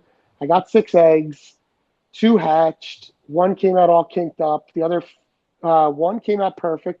The other 4 were stillborns, but the one that came out perfect got these big swollen bug eyes that happen sometimes, and they would never drain out. So the whole clutch went to shit, and I never ended up with any. And I'll be trying to breed them again this upcoming year. So what do you think caused all that? don't know. Incubation seemed good. The eggs were fine. I candled them. It's weird. So I reached out to a couple of people. I didn't even reach out. When I posted what happened, where I talked about it, a couple of people that produced them said to me that the first clutch always seems to go bad for one reason or another. Either the eggs don't make it, or the babies hatch and they're odd, mangled up, or they're just stillborn. So it's Hmm. and with no other explanation behind it. So it's weird. They said, I swear, when you do it again, it's like night and day difference. Like you'll get like more eggs and they'll be viable babies. They'll be perfect. So Whoa. we'll see. I don't know. So that was last year that you produced them? Yeah, last year I did pair them this year because the female she only had 6 eggs and she was pretty big. There were no eggs left over. She bounced back well. She ate. She was acting normal. I paired them like twice. I didn't see anything, so I just pulled them, and I'm like, I could just wait a year. So, yeah, I don't. I mean, she still could go, I guess, but I don't think so. I think she's past the point that she went last year. The male hasn't been in with her since probably December, so I would imagine they're past that point. How big is she? Is she in that 9 to 11 foot range? She's probably about 8 feet. She got good girth to her now. Yeah. Yeah. So And yeah, you said she's pretty easy to work with? she's not bad. So with them, as long they're hard to get on a hook because they're big. So if I just take any glove to take the heat off my hand and lead with that hand, and then I have my just no glove on the other hand, as long as that hand's in the front, they're pretty good. I mean, when they feel that backhand touch them, they're kind of jumpy and hissy, but they're not just striking at anything. And I've only had one get a little erratic. It wasn't striking, but it was moving fast and hissing. And I think if it would have got around, like if wasn't able to put it in like its holding tub, it would have probably maybe started up with me. So I put it in that holding tub, let it calm down for a while. I was way done cleaning its cage, but it had a top. I was like, I'll just let it sit there for about a half hour because I'm sure it still worked up. And sure enough, when I popped it, it was chilled back out, and I just got it in its back in its home, and it was all good. So you just have the one pair for them? Just the one pair. They're still pretty rare. I mean, it's hard to find them. Uh, just getting the eggs and posting it, I got a lot of inquiries about them, and which I could see because as soon as I found them, I jumped right on them. They're like pretty tough to come across. And there's legality with them crossing state lines and stuff too, right? That further Yeah, complicates it. yeah. You're not supposed to sell them past state lines. Being in PA, I could sell them in PA, but not if I wanted to. Someone wanted to have them, I could gift it to them. That's about it, from as far as I know. It'd have to be a straight up gift, and with some kind of you have to write out something. A gift So certificate. yeah, I don't know. That's kind of the way it is. But yeah, otherwise, luckily PA is a big state with a lot of reptile people, so I do have the opportunity to sell here if I do produce them, and I'll be confident that I can get rid of them. It's also something that if I produce and get numbers, it'll be every couple of years to breed them. It's not something I'll do every other year. Even I just want to get some to keep back one or two more, be able to hatch some babies and raise them up, see what that's like. And like I said, I think I got enough inquiries to be able to get rid of at least 10 if I have them, if not Yeah. more. And you do the shows too, right? No, so I'm doing a show. It's been my first show since probably 2019. Wow. I used to do the Hamburg show is a local show and it's a good show, but it only grew bigger and bigger, and they would get 6 a year, and you'd basically have to do every show to keep your table. So Mm. from pretty much 2005 to 2000, I stopped doing that show. I think in 2017 or 18, I did every show. I mean, it was a lot. It's just a lot. I never wanted to do that many shows, but it was an hour and a half drive. I had one table. I would do that. Then the only other shows I would do. It was a really cool Myrtle Beach show that only lasted 2 years. I did that for 2 years. It was awesome when it lasted. I did Daytona once. I did not do well. It was when the whole venue changed over. The year before, everybody that had Bloods and Short Tails killed it. That year, nobody killed it with Bloods and Short Tails. Colubrids was the move that year. Everybody that had colubrids cleaned up. It's a 15-hour drive, so it was a little tough to even decide to do that show. And then I started doing Tinley, and Tinley's a 10, 11-hour drive, but I would do the October Tinley, and it was really awesome. And then they started making you do March and October, and that's when I decided I didn't want to do March. I didn't want to risk driving from Philly in March to Illinois in March with all the snowstorm and having that much of my animals in there, taking the risk of breaking down in the cold, or if there was a snowstorm, Yeah. it wasn't worth it. I mean, October's already chilly enough. So, it's crazy to me that people would try. I mean, more power to them. I would put things in place when I would do winter shows, but it was always an hour, hour and a half doing a 10, 11-hour drive that you might possibly start out in a snowstorm and it might get worse, or you drive into one. I just wasn't into it. And you said you had rough scales as well? Yeah, rough scales. Yep. You like them? I love them. They're awesome. Yeah, they're really cool. Luckily, Owen's obsessed with them from NPR, and that made me really check them out.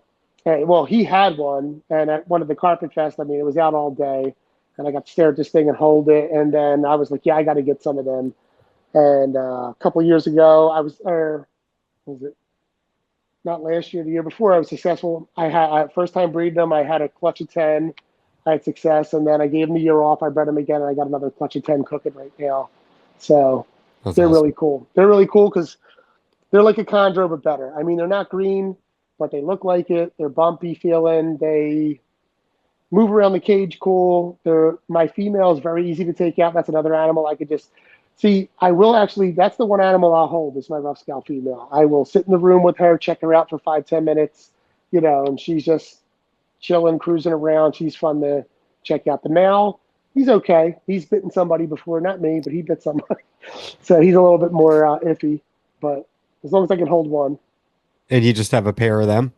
Just a pair. And yeah, the first time I hatched them, I I wasn't super successful with the babies. I only got like 4 to really eat for me, so I failed there, and I didn't keep any.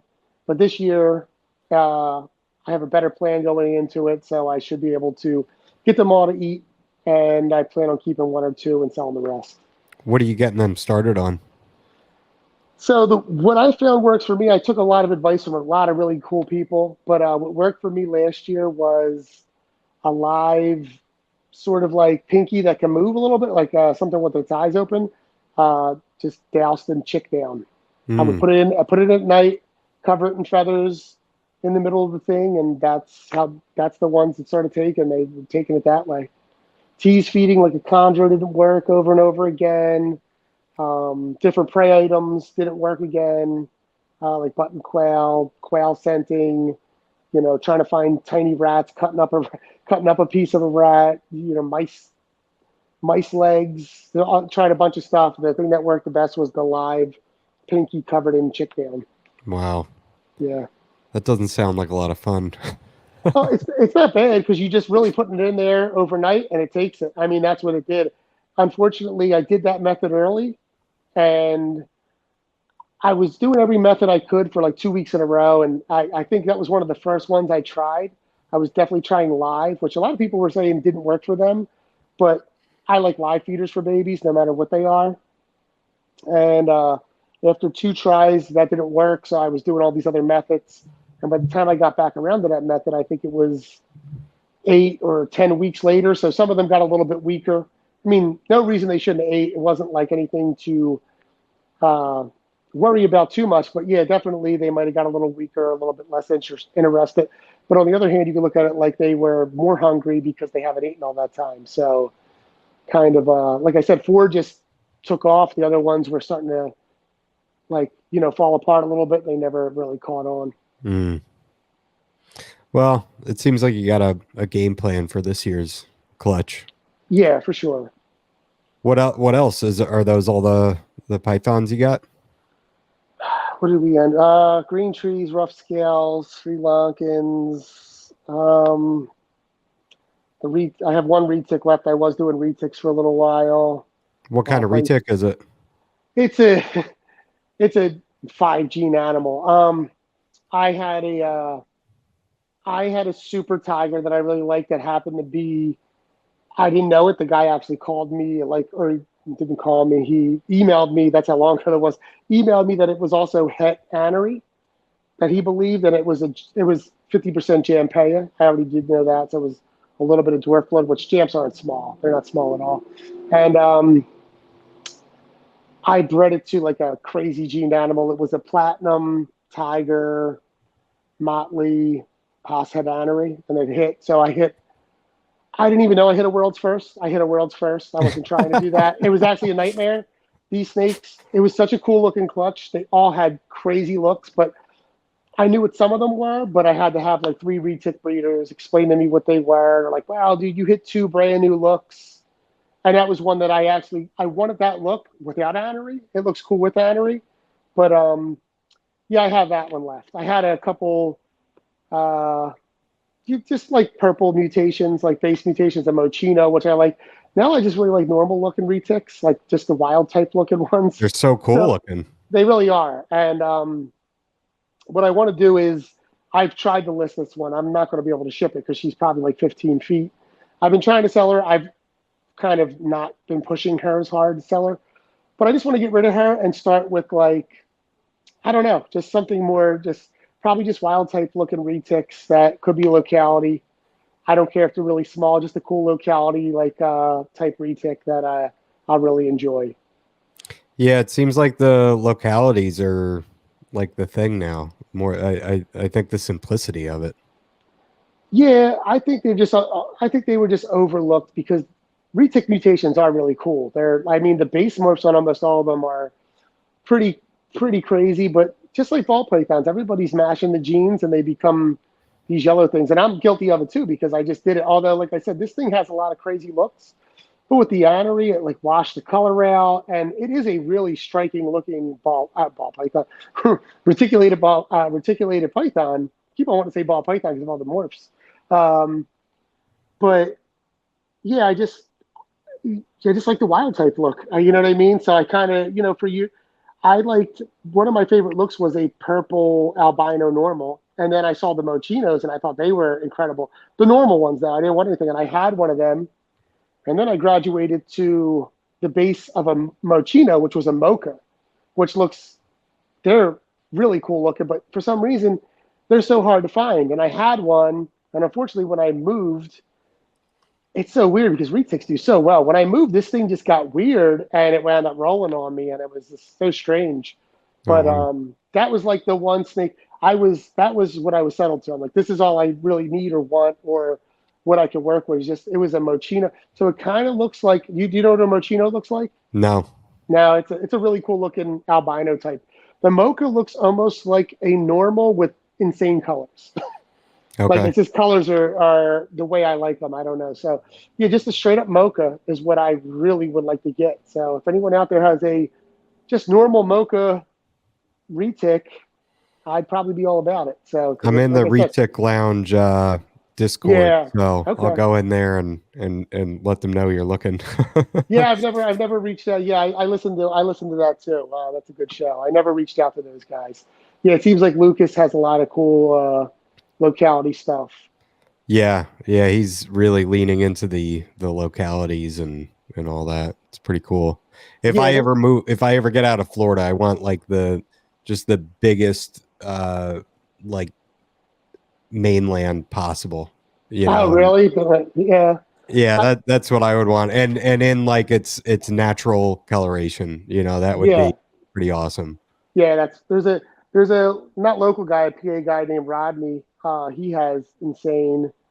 He works with a lot of locality stuff. He's the one who brought a lot of localities in. He's got cool stuff, and I guess I could always ask him too. But if I don't wind up with a mocha, he has the Ternate locality, which looks really cool, and different stuff like that. And that, like I said, Lucas. So there's a lot of people working with really nice locality, straight up things that are definitely those snakes not mixed or not confused with anything. So yeah, I might have to Yeah. pick up something. And like I said, they're all supposed to be a bit smaller. I don't want to use super dwarf because, like I said, I do think that term's been thrown around so much, and I just don't think you know what I mean. It's very much a industry type term, and I don't think they really sit true. So like I said, when I say locality, if it's a little smaller, great. If it turns out to be mainland size, I'm up for it. It is what it is. I'm not really searching for smaller. If it's smaller, cool. I mean, if I were to get a mocha, it's not going to be smaller.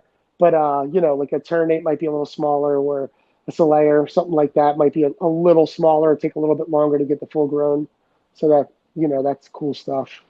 Where do you keep all your snakes in a like, do you have a basement? Basement. I got a decent sized finished basement, and that's where the majority of all my stuff is. Like I said, in this house I moved to, I went through a divorce. I moved and I moved my collection. So now I'm here, and I just have my kids on the weekends and days that they have off from school. So I've got I've got a spare bedroom with snakes and an incubator in it. My son's bedroom has an incubator in it, which is kind of like my quarantine area. That incubator. I've got white tree frogs in my dining room, and then I've got the majority of the pythons downstairs. Upstairs is the Sanzinia and a rhino rat snake, just a single rhino rat. And I also got a lychee in my dining room, which moves up and down depending on the temperature of the room. So Nice. yeah. Well, I really like the lychees. It's like something that's been on my list for 15 years. I've wanted to get one. Well, let me know because I'm bringing this one to the show. It's a full-grown male. It's like pet tame. I just feel bad because I just don't. I'm not using it, and it was really just as a pet, and I'm just really not paying as much attention to it as I could. So I Yeah. plan on moving it along. So they are really cool. I mean, forever seeing them at shows, and people just put them out. I'm like, God, I got to have one of them. And then I got one, and I've had it for 4 years, and it was really cool. I just feel like I'm just not paying as much attention. And to me, like I got white tree frogs for my daughter. She got crazy about frogs like 6 months ago. And I know they're new, but to me, white tree frogs are way cooler than this lychee. And I know Oh, that sounds really? crazy because you just watch them. You know what I mean? Like they come out at night, the way they hunt, and I'm just like, yeah, the lychee just hides all day. You know what I mean?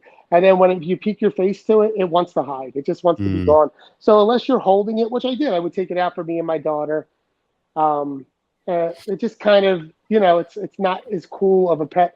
That's the weird thing. I just think lychees in general, if you want it for the kids, it's great if you can get it tamed down. But as watching it goes, it's not a great display piece of an animal.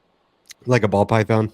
Like a ball player. Yeah, sorry, lychee people. I'm not trying to shit on you or your species. It's a cool species. I just, as a display animal, they're not. They're not that great to me. If I'm gonna Yeah. pick a if I'm gonna pick a gecko, which I've had before, that doesn't do anything, it at least sits out. I like Europlatus fimbriatus, the giant leaf-tail geckos. Oh, yeah. They look a lot cooler to me. The way they hunt is way cooler to me. Well, like I said, lychees don't even really hunt. I throw crickets at, but I never see it eat. It just eats the Pangea diet or whatever, where leaf-tails like dive bomb their food. It's pretty Yeah. awesome. So, are you ready to jump into the blood and short tail python care guide? Sure, sure. All right. Um, so normally I would say look at this from the perspective that it's a pet. So, like this is a fictional individual that wants to get a pet. It's definitely not me. It's not me. Yeah. But so just nothing. It's going to be out in the house. I would say normally, kept as like a display animal, but it doesn't seem like they make that great of a display animal from what we've been talking about. Well, they can. I do think. I'm not going to get it. That could be a whole other show. The controversy on racks and PVC cages in smaller type areas for animals, but they definitely do better in racks. There's a lot of people that did racks and moved them to cages and said they were much better in racks. There's a lot of people that started with cages and thought they were good, and then moved them to racks and were like, "Oh my God, this is so much better in a rack. Mm, Life is so much easier." That being said, if you get your animal established, it can go in an enclosure. It's a snake species that just does not want to be seen. It doesn't want to. It doesn't want you to see it. It doesn't want to see you, and they like to hide. And like I said, I mean, if you catch them cruising around, it's going to be at nighttime, and most likely, if they spot you, they're going to go back into their hide. But when you open up the enclosure, no matter what it is, or you move their hide, if it's a cage, they sit there, they chill. It's a really fascinating snake to interact with. They do a lot of unique things that other snakes don't do. Like I said, like the way they thrash. It's weird. It's defensive behavior sometimes, but the way they thrash is like no other snake that I know of. Holding their bathroom, and when they hatch, They take anywhere between 2 to 6 months to have their first shed. Wow. Their eyes do a very distinct like twitch. They don't just move with you; they will look at you, but they like twitch when they are like set off. They like do a vibration type of thing. Just like I said, and it's just a really. I mean, everybody says it. It's a big snake in a small package. It's this little 3.5, 4 foot snake that's pretty girthy, and when you're holding it, you feel like you're holding, a solid size, boa constrictor or, a decent sized Burmese python, but it's not dragging on the floor. You know what I mean? It's all in the air on your lap because it's small. Um, but they can go in cages, and there are, like I said, the hobby for a long time when people were buying them were mostly to breed and keep that way. But there's a lot of people keeping them as pets and putting stuff in there. And I'd say the tamer they are, the tamer you can get it. They're probably better off as a pet it can be, and the more luck you're going to have keeping it in the cage. Because if it is tame, it probably won't be as nervous when you walk in the room, and you might catch it out more and that kind of thing. Okay, so they can be, like a pet. It's Sure, just, there are a lot of as people that long keep as them as they're, pets. yeah. So as long, but you got to put the work in. Like you're not going to be able to ignore them and just feed them and clean their cage because Yeah, it's for sure. So it bothers me. They're obviously not an expert snake. They're definitely an intermediate snake, but a lot of people like to say it's the next step up from a ball python. And why I think that's false is because a ball python is so bulletproof. It's so forgiving of everything. You could screw the temperatures up for a while. It can have a dry water ball for, I mean, it is very tough to get a ball python to be sick or even die. You know what I mean? I mean, if you're trying, you're generally going to get it to live. If it is dying, you're doing something horribly wrong, or there's something wrong with the snake. mm-hmm.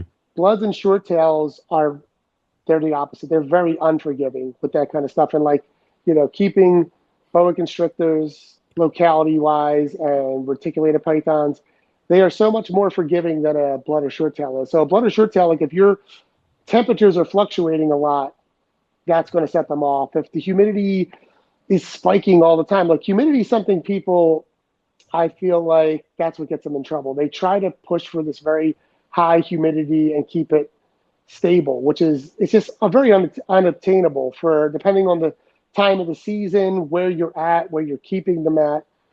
They definitely need humidity. They don't want it to be 10% humid, but you don't need it to be 70, 80 all the time.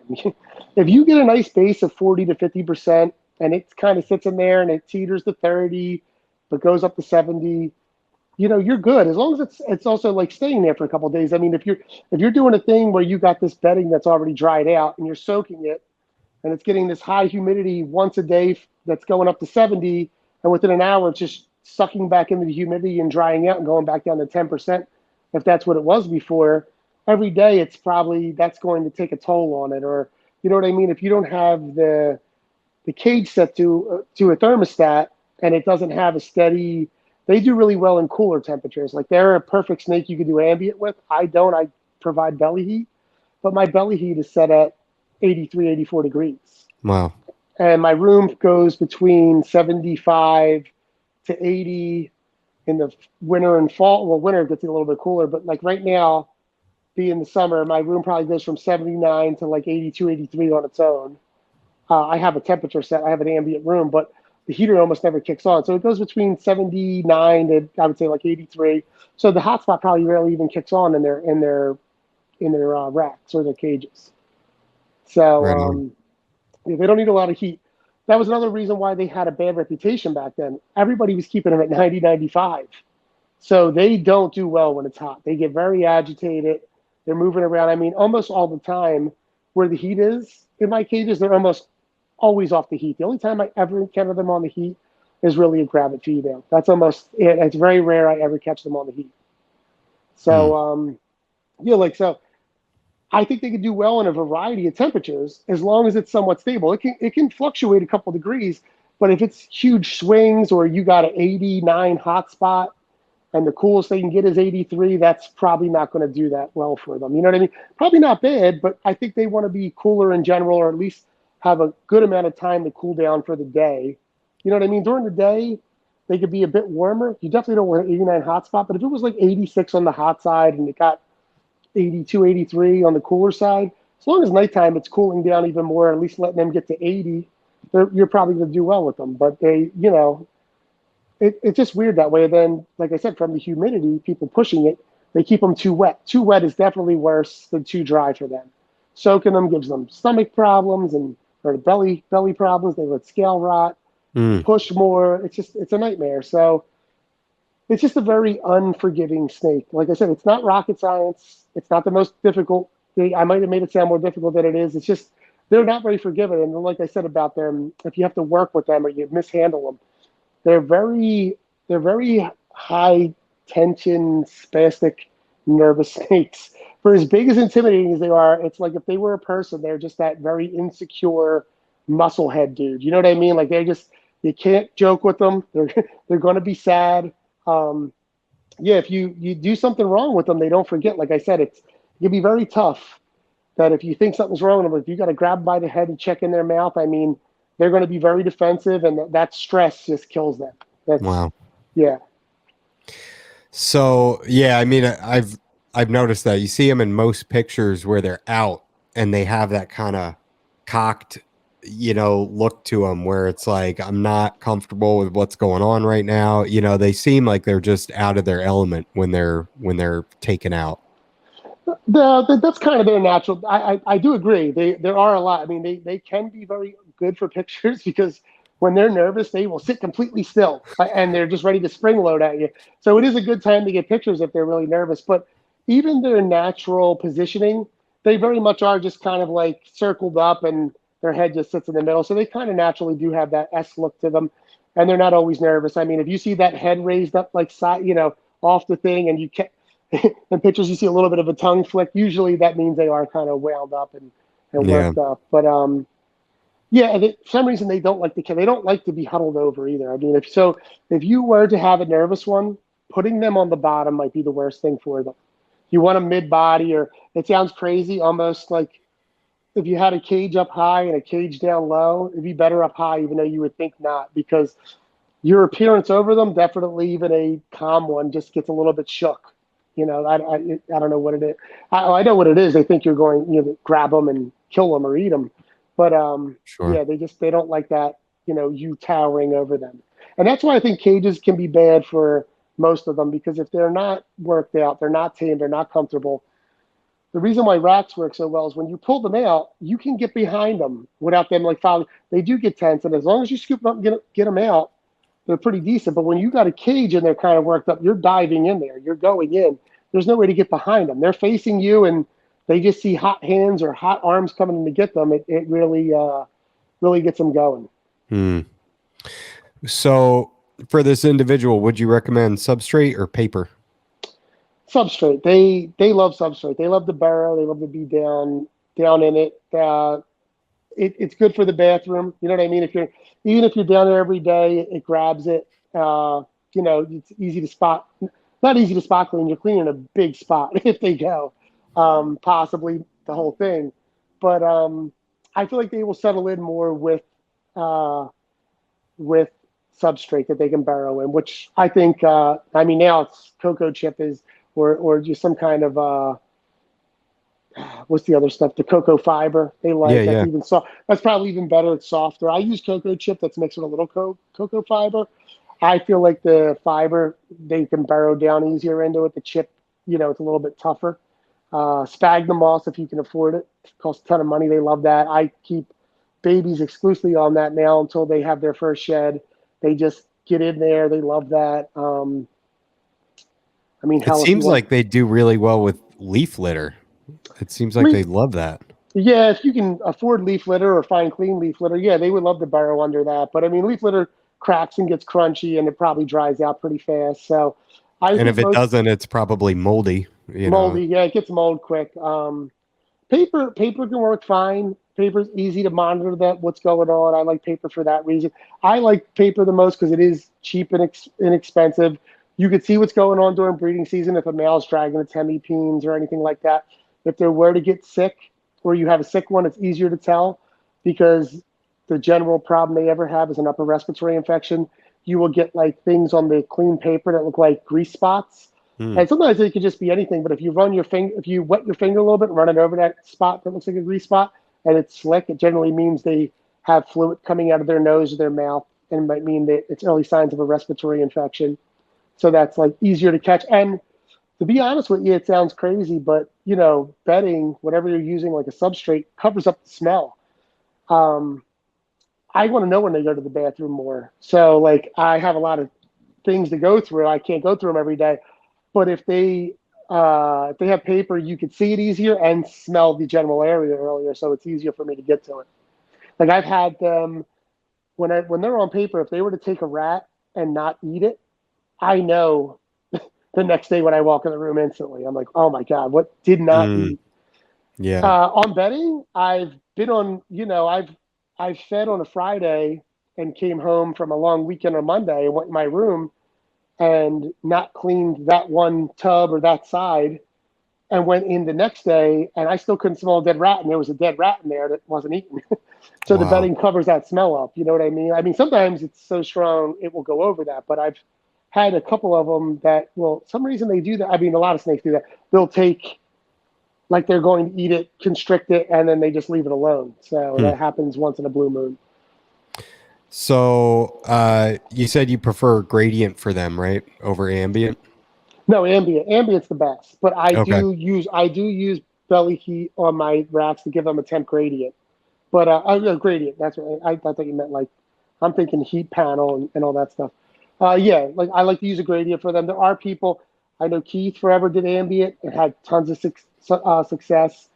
VPI did ambient. They would only give their female something to bask on, but I don't even think Keith gave a basking spot, and he had really good success. A couple of years ago, tried ambient all the way, and I think because my collection was so dialed in to, you know, having heat, and just when you're trying something new, you're on edge about everything. So a couple things, you know, I didn't like. I quickly, after like 2 or 3 months, said, I'm just going back to gradient.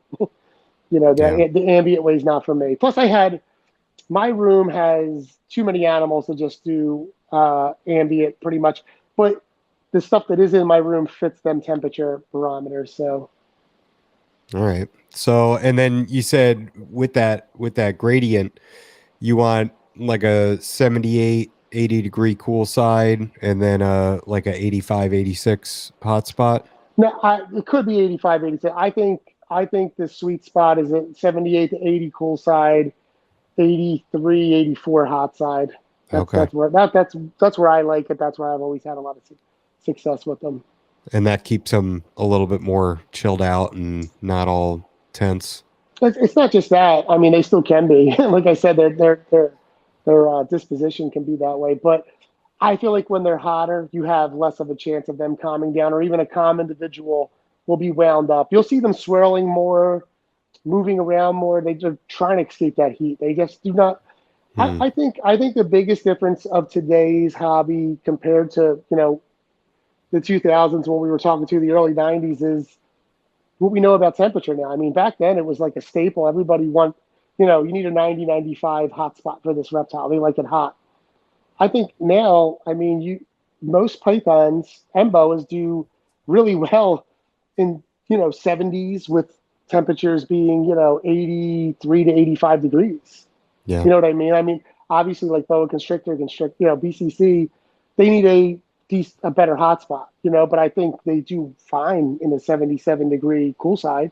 Sure. Like I definitely found that not on my own. I mean, I've heard chondro people talk about it, but one of my best chondros was this wild Corderoo I got, and I kept in my son's room in my old house, and it didn't have any heat on there. It had a heat panel, but it was broken, and I knew it was broken.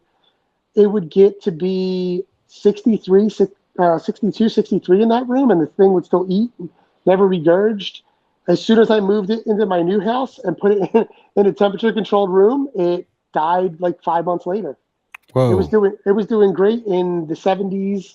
The highest it was getting is like 72, 73, and it was getting into the low 60s, and it was doing spectacular. I wasn't trying to breed that animal. Maybe it would have bred like a champ, but for how long? How long was it living like that? 4 years. And then I Whoa. and then I put it. I also moved it, and chondros can be pretty delicate and freak out easy. But I moved it, and it was like the reason I had it up there was a wild caught when I knew it. It came in with something. I treated it, and then I just never moved it into the general population. And then it was just a cool experiment to watch how, I'd come in the room, and if it was a Saturday, usually I feed Friday, Saturday, or Sunday, it was ready to eat. You know what I mean? No matter what time of the day, I would look. It was like dead of winter, it'd be January, and this is like I said when I kind of I just never turned my heat on, and it was cold in my son's room. He liked it cold in there. It was like 62 degrees sometimes, and it was like ready to go. So That is bananas. yeah, That's the biggest thing I've noticed since I came back to the hobby after being out of it for, probably 8 to 10 years, I guess. When I left, it was, yeah, like you said, 90, 95 hotspot for basically everything. It was yeah, kind of keep everything hot, and then I came back and I'm hearing all this ambient and lower hotspots. I have a few carpets and I'm keeping them with a 86 to 88 hotspot, and just overall much cooler temperatures. And it seems like the short tails and bloods, that's even more so with a 83, 84 hotspot. yeah. They do much better in cooler spots, which I don't know makes it kind of easy because if you are the only time the reason I went ambient is because I heard a horror story about heat tape as usual. And I was like, I got a species that I could probably do ambient and not sweat this heat tape thing out. So I tried, and like I said, I just came up short with that. So went right back to it. But yeah, I mean, I would love to take the whole flex watt heat tape situation, which I mostly do because animal plastics used to use heat wire, which is UL listed, which is I believe a lot safer. And I thought they completely switched to FlexWatt. I was always buying them throughout the years, and they told me no, they still use heat wire.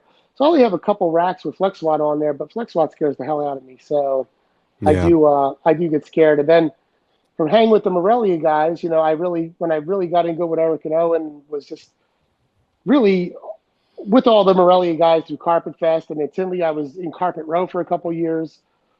And listening to all their temperatures, I did go crazy the one year, which was a huge mistake. I just wasn't even thinking and was trying to shoot for lower temperatures in the winter, which wasn't having any bad times breeding, but I was like, oh, maybe cooler temperatures, eases up on the electric bill. I don't worry as much, and maybe I'll have even more success breeding. I was getting my room into like the 70s to 72 at night, and they still had their hotspot. But I also added a humidifier that year. So it was dead of winter. Night times were dropping to 70, 72 with no hotspot because the hotspot would turn off at night and kick back on. With my room, usually in the winter, it would be between 30, 35.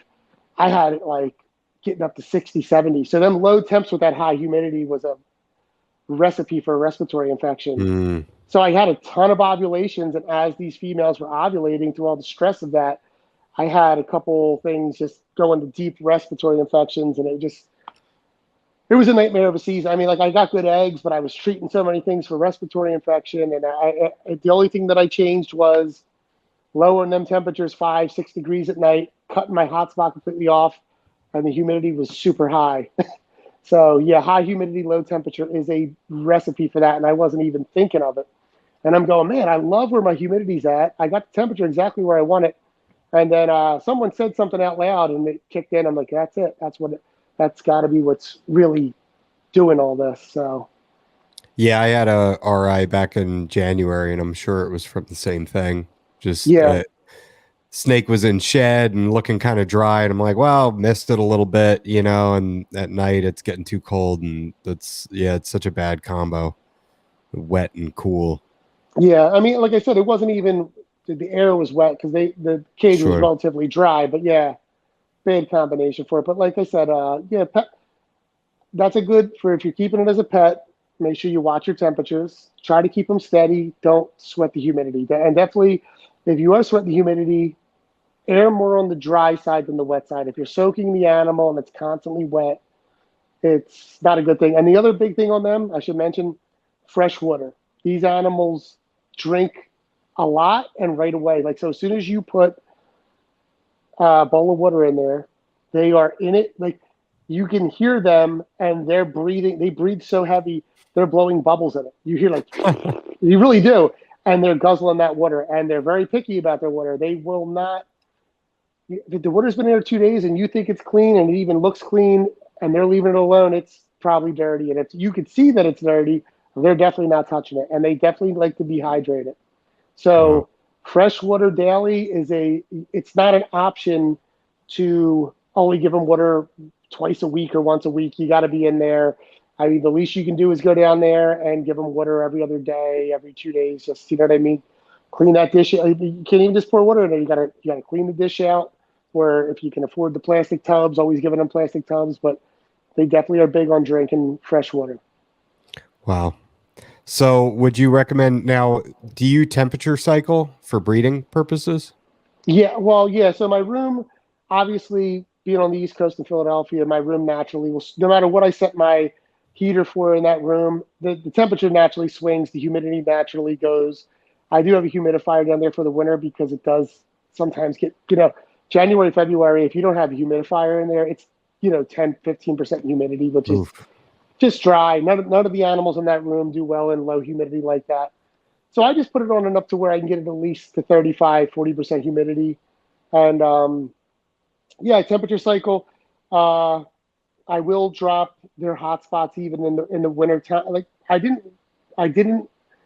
the previous couple of years. This year I did. I dropped it like 1 degree, and I set my room temperature, like I said. So I'll set it for 77 at night, but it just naturally gets to be like 74, 75 on the ground, up high, 76, 77. And then I have herp stats. So I will turn the heat off at night sometimes. Like I'll have the timer go off with the herp stat, and they'll get no heat for like 6 hours from, midnight to whatever, and they'll click back on. So I definitely temp cycle for them. Would you recommend that for somebody that isn't breeding? Like, do you think that there would be a benefit for it, or is it just a waste of time and whatever fluctuations you're dealing with, they're going to get that anyway? No, I feel like you don't need the temp cycle if you're. I feel like you don't need the temp cycle if you are breeding. Like I said, there's plenty of people that do it ambient. They don't change a thing. I just think I've had success with it. It works well, and yeah, just why not? And there's other, like I said, other things in the room need the ambient drop anyway. But even before they needed the ambient drop, that's when I just primarily kept short tails and bloods. When the ball pythons were in the room, they did well in their temperature. It was not designed for them at all. Like if they needed something, they were going to either get the boot earlier or have to try to deal with it. Which, like I said, ball pythons, they're kind of bulletproof. They can deal with them kind of swings. Um, yeah, I didn't really change much then, and I felt like they could do well. Like I said, I just kind of the temp swings from what you read and what you hear that it does help them and it works for me. So I do go by that. But if you were keeping it as a pet, I feel like yeah, you'd be fine without it. If you did it, I don't see it hurting. Besides that, maybe a male could go off feed. I don't know. Males that don't typically breed aren't in that mode will eat all year long. They're not like what some other species, but females, even Gravit will eat for me sometimes. So that females almost never turn off. Wow. So if you do plan to breed, when do you start doing those slight temperature cycles? Um, so I used to breed early to mid October, and I feel like every year it's just gotten later and later because my life's busier and busier. And I always plan for October, but my son plays football. I used to coach him playing football. Now he's in high school. I don't coach him, but I go to all of his games, and it just October's the busy. I like football too, so I'm watching it. I'm going to my son's games, traveling. Um, I feel like breeding season now starts at like pretty much Thanksgiving, Yeah. but I do start cooling mid-September. I mean, the temperature starts dropping in Philadelphia anyway that time, and then I start cooling anyway. I used to do a light cycle. I would still like to. I just never put my light timer in. I used to have a light timer. It was perfect. Now it's just when I turn on and off the light, and it hasn't changed a thing for anybody. So I still would like to do it just because I like to give them more triggers just to do it, but I don't think it absolutely needs a light cycle. Okay. And you Yeah. said you use the herp stats. I was just going to ask if you do like timers or dimmers or what you use, but you're doing mostly belly heat, right? So that's Yeah, all. belly heat. So it's the pulse setting, I believe it is, Yeah. or yeah, it's not dimming. Yeah, and it's just they're great because I have a lot of Herpstat 4s and 2s, and you could just you set the time on them, and then you could put a day drop and a night drop, and like I said, so like for a rack, so the way I have it is like so I have these ARS racks, and there's 24 slots, and they're the big racks. They're 40 by 30 by 9s. The bottom 8 have, the bottom 4 on one side and the bottom 4 on the other side each have a probe, and they get a little bit warmer because it's cooler down there. Like their hot spot gets a little warmer. And then the top 4 rows, they each have a probe on each side, and they get a different, so I can like set it different. I can't do individual because I don't have $1 million Yeah. because it would cost forever. But like I at least try to put the lower settings, no matter what, on a bit of a higher scale because it does get cooler towards the ground. Okay. And what is so we've talked a lot about humidity, but what is like a good if you had a hygrometer, what's a good range for them if you're actually looking at it? I feel like 55, 60 is perfect for them. I feel like it's not too wet to get them sick, and it's definitely out. It's obviously not too dry.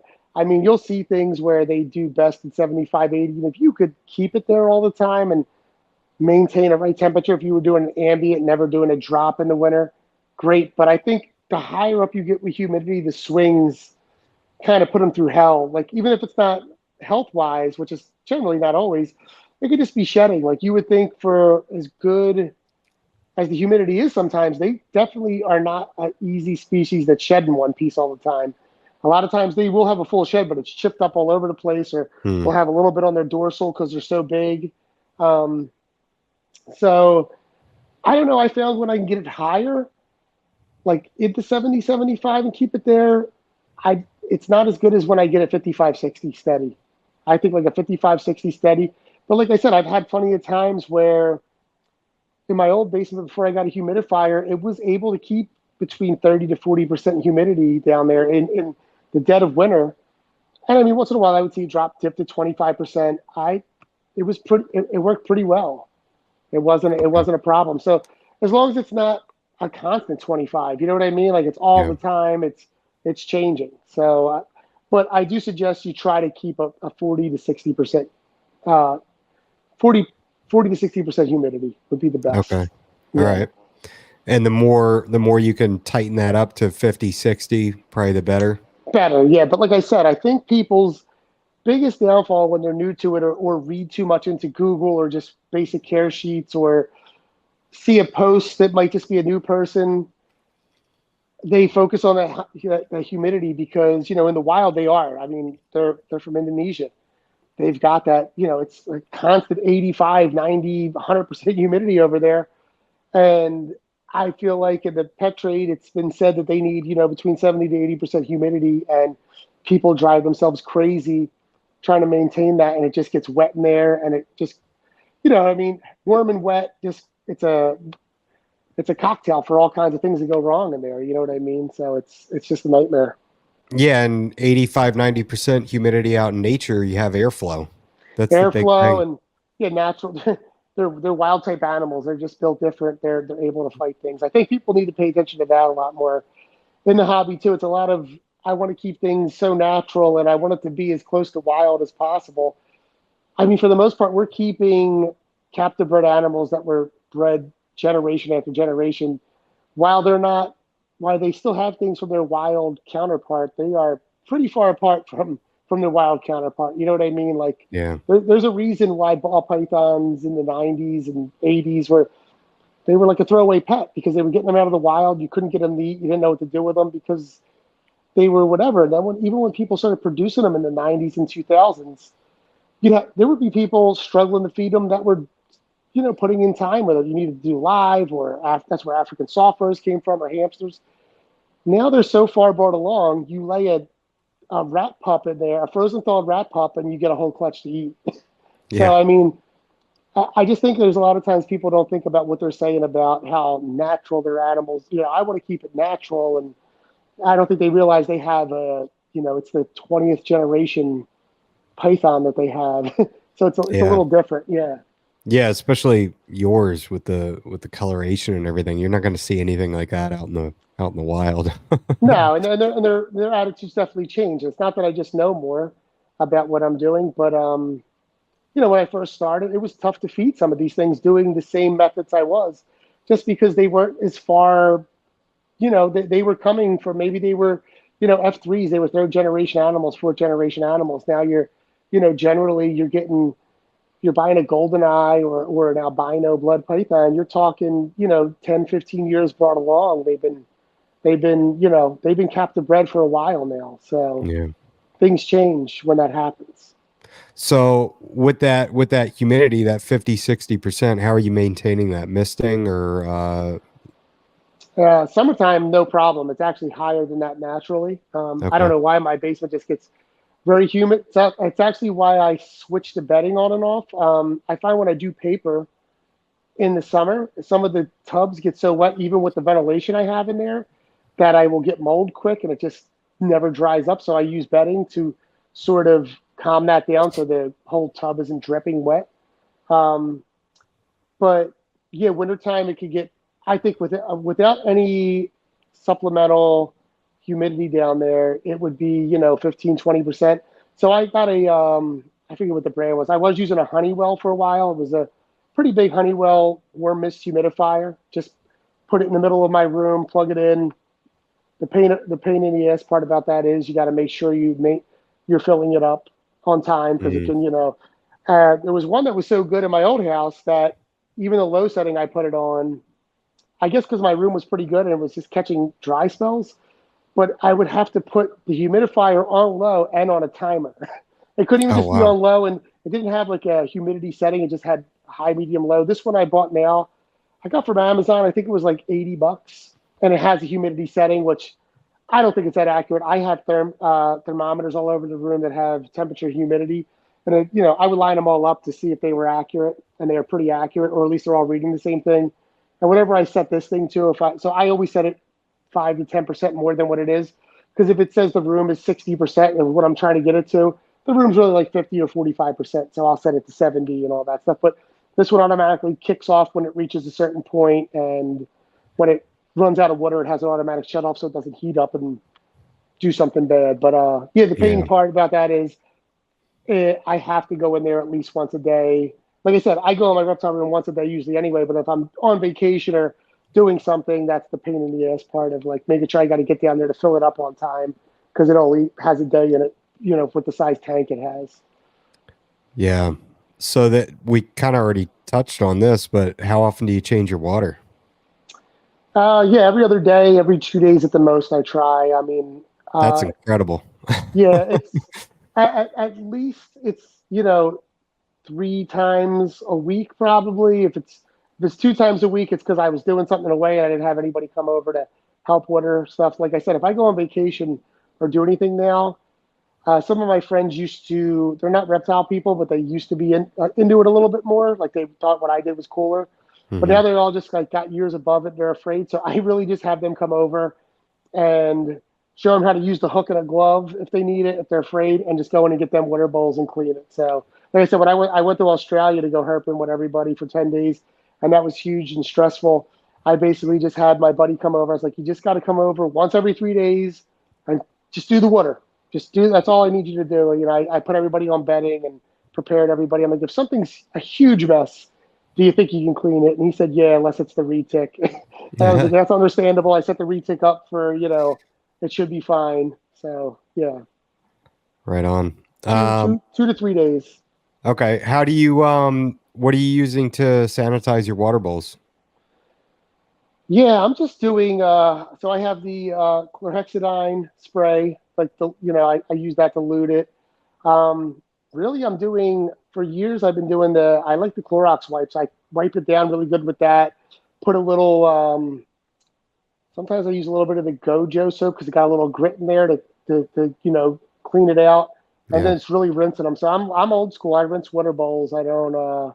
I don't use the plastic inserts. And like I said, because I'm in there every two to three, days, they don't get that filthy. Yeah, for Yeah. sure.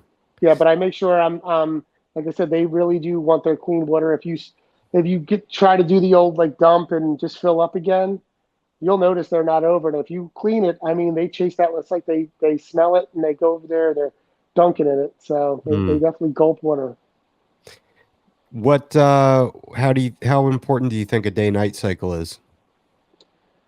Uh, Really not that big for breeding or keeping. Not much. I mean, the only reason I would see a day night cycle is if you felt like I said, you're not going to be able to talk some people out of it. If you're a pet keeper or you just are a keeper period, or you want to breed and you don't feel comfortable giving them an 83, 84 hotspot, if they're getting up to 87 or 86, I feel like they can do well on that. It's a little warm. I do feel like they would need somewhat of a cooler temp at nighttime just to calm down or regulate better. Okay. How do you feel about UVB? I don't use it. If I could use it and it was affordable for everything, and I would give it a shot. I feel like this snake in the wild for the most part. I mean, first off, snakes in general forever in the hobby we've not used UVB, and it's people are breeding and growing and keeping successfully. So I think at this point we've established it's not needed. I love what's going on with people trying it, and if we find out benefits of them using it, I could see, with years and years, we might find out that we should have been using it the whole time. So I'm obviously not against it. I'm a rat keeper, and even in my cages, I don't have it. I have LEDs just so I could see the animals. I mean, like I said, with the white street frogs, it's on the fence if they need UVB, but I have UVB over them. So if something needs it, I obviously use it. And like I said, I think it's great. I hope people are using it and getting data and proper testing and not fudging it to just push some, let's use UVB because, it looks great on us. But I'm all for it. But that being said, I don't have it. I don't use it. And it would be too hard for me to afford or use it with the size collection I have. Yeah. Yeah, I agree. I wish there was more data on it. I'm using it for all my stuff in big cages, but I don't know if it's doing anything or not, so If it's not putting off heat, I don't know how it can hurt that much. If obviously you're turning them off at night, I would imagine, not just oh flaring yeah, it on them. yeah. Yeah, but I mean, yeah, I personally, I don't know why anybody would be offended by it. I think it's great. And like I said, if we find out things like, maybe anything about it's better. You know what I mean? They just, they see more trim, they move around more for whatever species you're talking about. It colors them up. It does whatever it is, great, but it's going to take a while to get that proper data down. You know what I mean? Like the Yeah. difference and is anybody doing it the right way to really find out? You know what I mean? Are you keeping 30 snakes of one species, not and then 30 species of the Yeah. same thing and taking I mean, there's ways to observe it and obviously trustworthy people can say what they're experiencing and it can go a long way. But I mean, there are some people that seem to be like, this is a must. And Yeah. that's rough to say. You know what I mean? Like that's a tough sell. I had a bearded dragon for 15 years that the UV ran out in 3 years and it never got wacky. And I know people aren't gonna like hearing it. It was a pet and it grew huge. It was 15 years old. It took cool temperatures. And it just never had UV on it and it was working out. It never got the bone disease. It didn't look wonky. It actually was an older bearded dragon that was a normal. So nowadays bearded dragons have these like pinheads or thin heads. It was an old school looking bearded dragon. It Yeah. ate veggies and superworms and crickets, and it also bearded dragon people hate this. It lived on sand its whole life. Never Yeah. got impacted. Yeah, people have such a like I said, there's a lot of things in the pet industry or reptile hobby period that people just become so elitist on that it's just from what they heard about someone else. Now, don't get me wrong, I was keeping it that way. If anything would have been wrong with it, if it was getting impacted, having trouble going to the bathroom, I noticed it was getting wonky looking because it didn't have UV, I would have changed it. Like there's a difference between just neglecting it, like, oh, look what's happening, I'm not going to do anything about it. Or as soon as something happens, you go ahead and you fix the situation. And clearly I was an adult. I was prepared to fix the situation. I wasn't a 12-year-old kid. Like, I don't have an option to do this. It just so happened that the light burned out. I was like, let's see what happens. And nothing, like I said, that was 3 years into a 15-year life of the bearded dragon. You know what I mean? Yeah. So, yeah. Yeah, that's kind of why I like doing this podcast, is just getting people's perspectives and what they've dealt with and everything. And so yeah, I appreciate that that insight. What do you think the ideal enclosure size is for a blood or a short tail? Oh, this will probably be controversial too. So they obviously like to hide. In my experience, so the way Mayan work out is from hatchling to adult size. They back early on, they were starting a 6-quart shoebox when they were babies. Now they're either in a 6-quart shoebox or a V18. V18 is a little bit of a longer basically shoebox. It does give them more room. They start in there. I slowly bump them up. I go from there to a 15-quart, which isn't much bigger, into a 32-quart, into a 41-quart or CB70. And then generally they top off at a the one. I don't know what the exact tub size, what the tub is called, but the dimensions are 27 by 33 by 8 inches high or 7.5 inches high. And if they get even bigger, they go in a 40 by 30 by 9 inch high tub. That's kind of their lifespan of how they go. And so basically 3 by 2 or 4 by 2 if they get bigger. Yeah, it's almost, well, it's a 40 by 30 gives them pretty much almost a 3 by 3. Yeah. They even when they have a hide box, they can get on top. The only reason they get on top is to wedge themselves in something. When they were lower, they never elevate themselves to elevate themselves. Sometimes they would get there to wedge in, or they get under to wedge in, or they just use their hide box. They like to be tight. So for their hide box, if you got a giant hide box, they're going to use it to hide, but they want to feel something on every side of their body. That's how they feel the most comfortable.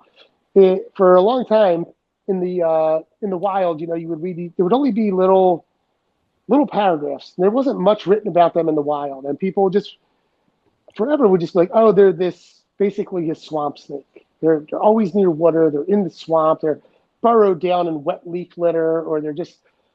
And with YouTube, a couple of years ago, there's this guy. He's just a straight Indonesian guy, and he's always on palm plantations in Borneo, and he's pulling these things out of tree stumps that are super tight that something else burrowed into, or other burrows in the dirt that someone else is into. I mean, he has to take this shovel and dig them out. And sometimes there's 2 or 3 of them together that are giant. They wedge themselves into these spaces. Like, this guy has over 100 videos. And if you go on there, I think 2, I have his channel. He found I think maybe 2 crossing. 1 was in the water at night, like when it was starting to get dark, and the rest of them are in these holes, tight as hell. I mean, so they want to feel super secure. They want to be tight all around them. So even when it comes to cages, I know a lot of people would do a 4 foot wide by 30 inches deep by 12 or 15 inches high, because I mean, they definitely just really don't need height. I feel like the higher you get it, there's just more room for them to freak out. Like I said, it's controversial because they need room to stretch out, but they also like it tighter. So what I was going to say is I would move like my 15-quart animal up to a 32-quart because it was outgrowing a 15-quart. And this animal that ate every week and was pretty docile, in the 15-quart would go to this 32-quart. Now I know it's an adjustment period, so I would give it that, would be jammed in its hide box. When you take it out, it would strike. It would take food, but aggressively it would just strike at it. Or if it did take it, it would do that thing where it would wrap it, it wouldn't eat it. So it would start refusing meals. It would otherwise, when I'd have to take it out to clean it, be a lot more defensive and skittish. And I would do this over, like, wow, you're ready to move up. And it would be months. So then I started moving them animals back down because I got sick of them not eating. I was a bit of a new keeper. So when I would move them back down, even though it was very tight in the 15, go right back to normal. Eating, calming down, being cool. Obviously, a couple more meals, I have to move them up. But I was like, okay, I have to get you a bit bigger and just monitor you more because you are in a smaller cage. If you go to the bathroom, it's going to be a mess. So it would just be a thing where like I took a personal choice to keep them in the smaller cage until, I felt like they were ready to go up. And it wasn't everybody, but there were definitely more than a few that you would feel like you are way too big for this. You'd move it up and they would be freaked out by the bigger space. So they definitely like it tighter and smaller. And from years and years of selling these things, people go home and they take it and put it in this enclosure that's not even way too big for it, big for it. And they're like, what do I do? And I tell them what to do. And if they listen, they would get it tub size accurately because they'd be trying to keep it in a tank or some kind of enclosure. And they would be amazed that their snake's now eating and it's not freaking out. Like they would just think you're lying, like it needs all this space. So I do think an adult that's established can have a much bigger cage with cage furniture.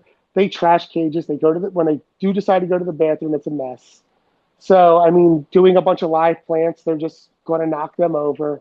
If you're hanging plants, if they grab onto them, they're going to rip them down. So, I mean, the best thing for them is multiple hides if you wanted to get fancier. It was a big cage. But I just think a big giant cage is very unnecessary for them, and I think it does them a disservice. And I know that's crazy to say. That's why I said it's controversial, because now that the world of like breeder keepers and just these pet keepers have come on, and the pet keepers are, YouTubers that they demand big cages for everything. I understand a big cage can be great, but it's not for everything. It can't be great. You know what I mean? And can you with a blood or short tail python? Sure, they can work very well, but I do think it takes an established adult that you have for a while to get it to be at that point. Just getting a new one, even if it's an adult, throwing it in a 6-foot cage that has 2-3 foot height, I think it's going to freak out a little bit. It's going to do bad for you. And especially taking a hatchling that generally gets bought up in a shoebox and putting that in a 10-gallon tank is just trouble. Yeah, it's interesting because you said it's controversial, but it's, from your experience, you're almost tormenting the animal by putting it in a bigger cage. I feel the same way, but you can't explain that to some people. Some people think like I said, I have Dave Kaufman came to my place and did a thing, and I shouldn't have read comments. They weren't really bad. I mean, most of the comments were actually making fun of my beard. Back then, I didn't keep a mustache, and it did look funny. I don't know why I didn't see that then. I mean, like I said, my ex-wife at the time liked the way I wore it then, and that's just a funny thing. That was the most negative comments, was about how I kept my beard. But I think it was a badass beard, bro. Do you?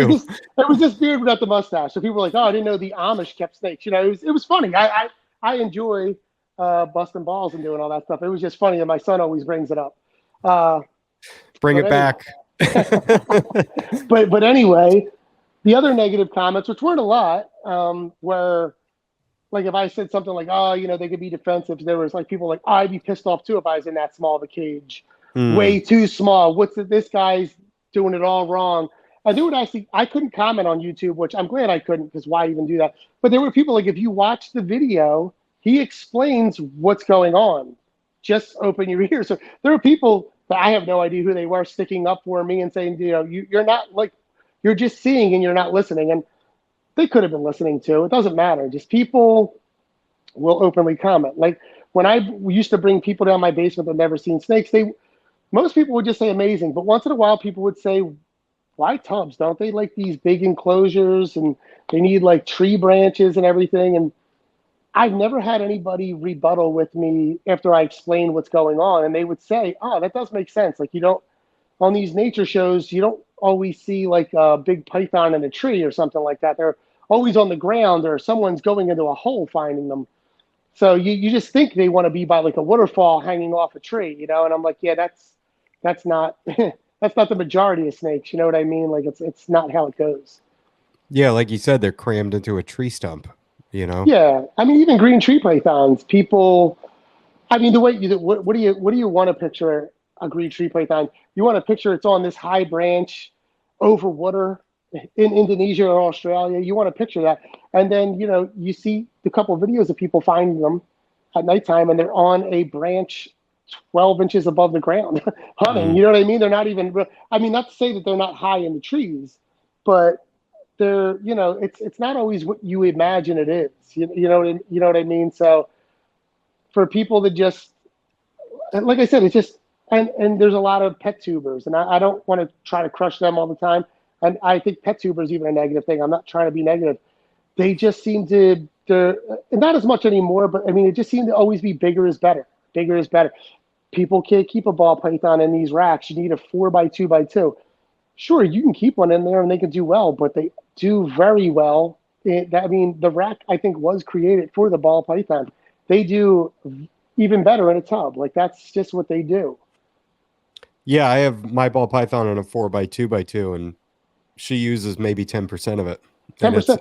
it's her Yeah. hide. Yeah. And the other thing that I just don't, since I'm talking about it, I'm going to bring it up.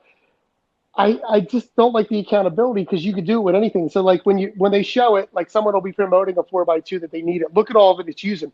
They put the snake back in. They could have moved it and did whatever. I think every snake is going to explore the whole cage. So my rough scale pythons are in 2x2x2 cubes, and I set them up. And I have LED lights in there. I have universal rock like backgrounds, and they have stone ledges. They have natural sticks in there. I have natural branches in there. Uh, you know, they have substrate. So I made it look, it works for them breeding and keeping, but it looks cool. It's a cool looking thing. And when I first put them in there that way, I used to just have the same thing, but just plastic, like plastic perches with bedding and all that stuff. When I first put them in there for the first, I always say like any animal I ever put in a cage with stuff on there, if it's a shelf or perches, for 4 to 8 weeks, they move all over the place and they pick different spots. And then after them 4 to 8 weeks go by, it's 1 or 2 spots tops. My female rough scale is always high up on the same part of her branch or crammed into the rock ledge in the corner. And the male is always flush on the rock ledge or crammed behind the branch under the rock ledge. They're never anywhere else. Never. The only time they're anywhere else moving around is if it's nighttime and they're cruising. But even at nighttime, if they're not cruising or looking for food, they're in those spots. But like I said, I remember the first couple of weeks, I was like, oh my God, it looks so cool. They were using everything. They were like draping over the rock, hanging off the branch, sitting across the branch. They were all over the place. And now it's just down to 2 places. Same thing with chondros. I would do, you know, the first couple of weeks, I used to use 3 different perches for them. They would be up and down in the middle, but always on the perch. And then eventually they just sit on the top perch away from the heat for the most part. And I barely put heat on them. Like there's almost, I mean, if you think I cool my short tails, my chondro, basically I don't think I have at the end I didn't have hot spots on chondros. They're hot spot. It was no hot spot at all. So, but yeah, just always on the one side. That's where the chondros went. So Yeah, it is interesting. Like once they get their habit and where they want to be, they figure it out, and that's it. yeah, and if you put something new in there, they do check it out. They're going to go over and sniff it up and check it out. But for the most part, and I'm not saying that means don't provide anything just because they go to 1 or 2 spots. But I just think, like I said, there's a lot of misleading information and people just pushing their feelings more than what's good for the snake. And like I said, I'm fine with both ways. I love big natural enclosures, bioactive, UVB lighting. And if that's your jam and you can handle all that, great. And I support that. Like I said, for my frogs, I want to move them up. They're a display thing. They have UV. There's some live plants in there. I'm doing bio. They're great for that. But that's not made for my short tails. That's not made for my boas. It's not like that. And could I do a bigger cage for them? Sure, but I just don't think they'll use it. They won't get much out of it. It will be more work for me, more expensive, and like I said, I just don't see them using it. And like I said, if anything ever is going wrong with them, I make the adjustments I have to, or realize this isn't an animal I can keep properly, so that I then, you know, bring it back to a show and sell it, put it online. And that's never happened with a snake for me. I've never had it and was like, I can't provide what it needs. So yeah. So what's a good diet for bloods and short tails? Do you vary it, or is it all rats? I should vary it. They eat like pigs, so I don't think switching them would get them locked on one prey item. I mean, when they're small, I would say stick to one prey item as they're getting, they're getting their bearings. Hmm. But then they'll hit whatever's hot or whatever they think is food coming in later on in life. But yeah, I'm primarily a rat feeder. Where I said I used to back in the day get my animals monster sizes. I used to feed bigger meals weekly. Now I'm basically smaller meals every 2 to 3 weeks, pretty much. When they're hatchlings and juveniles, it's important to feed them pretty much every week. Maybe take a break, but feed them appropriate size meals every week, like basically the middle of their body. You don't want it too big. Even though they can be really big looking, you don't want to jam them up with food because their metabolism is so slow. Hmm. You don't want a visible lump in them. I mean, you should. They are a big snake, but that doesn't mean you should see a visible lump in them. You should, like so. That big girl I said I have could easily take a jumbo. She gets a jumbo maybe once or twice a year, but for the most part, she gets medium rats. I mean, she could take a medium rat like it's nothing.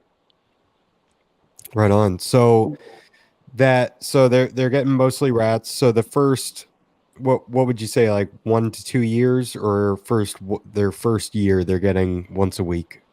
I'd say for me now, year and a half. It wouldn't be bad to do 2 years, and a lot of people do once a week, once every 10 days.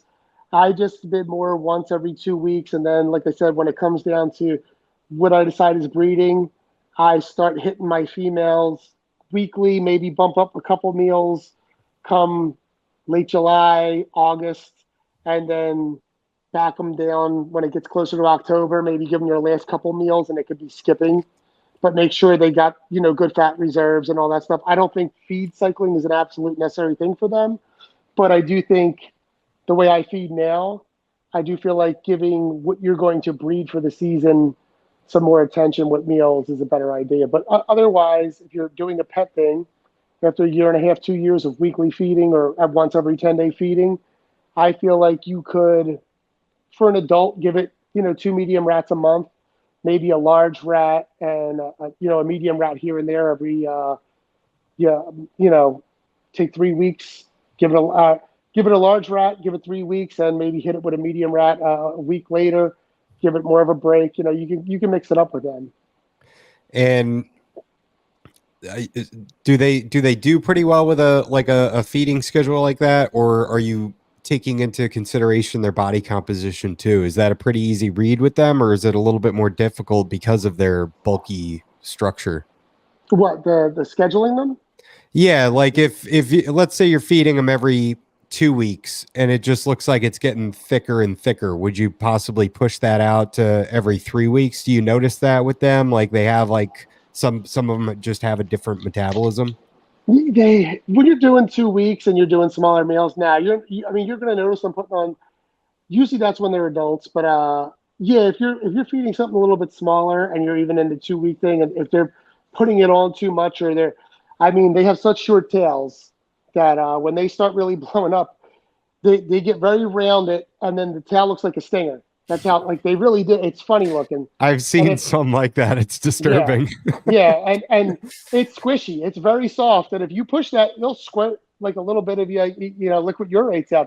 They'll do that, but yeah, they're ready. It feels like a water balloon ready to burst. And if you're handling them, even if they're calm, it's kind of like retics do it a lot. I mean, I think just big pythons do it a lot, where you're just handling it, and next thing you know, you feel splashes, and they're just going all over the Yeah. floor. Yep. And obviously, if they're being a little more temperamental, their move is either thrash first, bite first, or go to the bathroom first. And I would think it would be thrash and go to the bathroom, and bites come last, or biting is their last resort, but they will. But anyway, yeah, if they're getting that big bubble at the end, it's maybe back them down, maybe try to handle them more, give them a soak. Soaking them helps them because they don't mind being in water for the most part. If you put them in room temperature water, it will hydrate them, and sometimes it makes them go to the bathroom a little bit more. So yeah, if you just back off a little bit. If you notice that back end is just getting more and more filled, and that little tail looks like a stinger, maybe it's time to even calm it down a little bit more. But like I said, I think if you're feeding them that diet, it's very rare that happens. But when you're doing a weekly or 10-day diet, you'll notice that happens a good amount, and it's not bad. That's another thing with the hobby. I'm going to complain again is like we went from a thing where you feed so much to, I think it's swung to almost somewhat underfeeding species. Like people are so worried about it. It's like they're almost promoting the healthy animals, like something that's not fed up enough.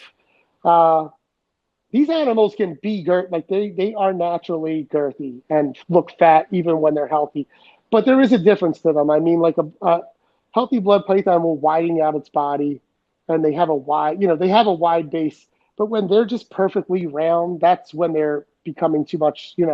It looks like a sausage when there's no give to their belly at all. I mean, besides like a water balloon feel give, not like a natural like squishy give. Mm-hmm. They're loaded up. It might be time to back them off a little bit. You know what I mean? But being how they hold their bathroom for a long time, it's not always a bad thing. It naturally can happen if you're doing a healthy diet. But I mean, there's just ways you can't see that spine anymore. They have a pretty pronounced spine. There was a lot of people that thought they had unhealthy bloods, or people think they're posting an unhealthy blood or short tail because you can see the spine.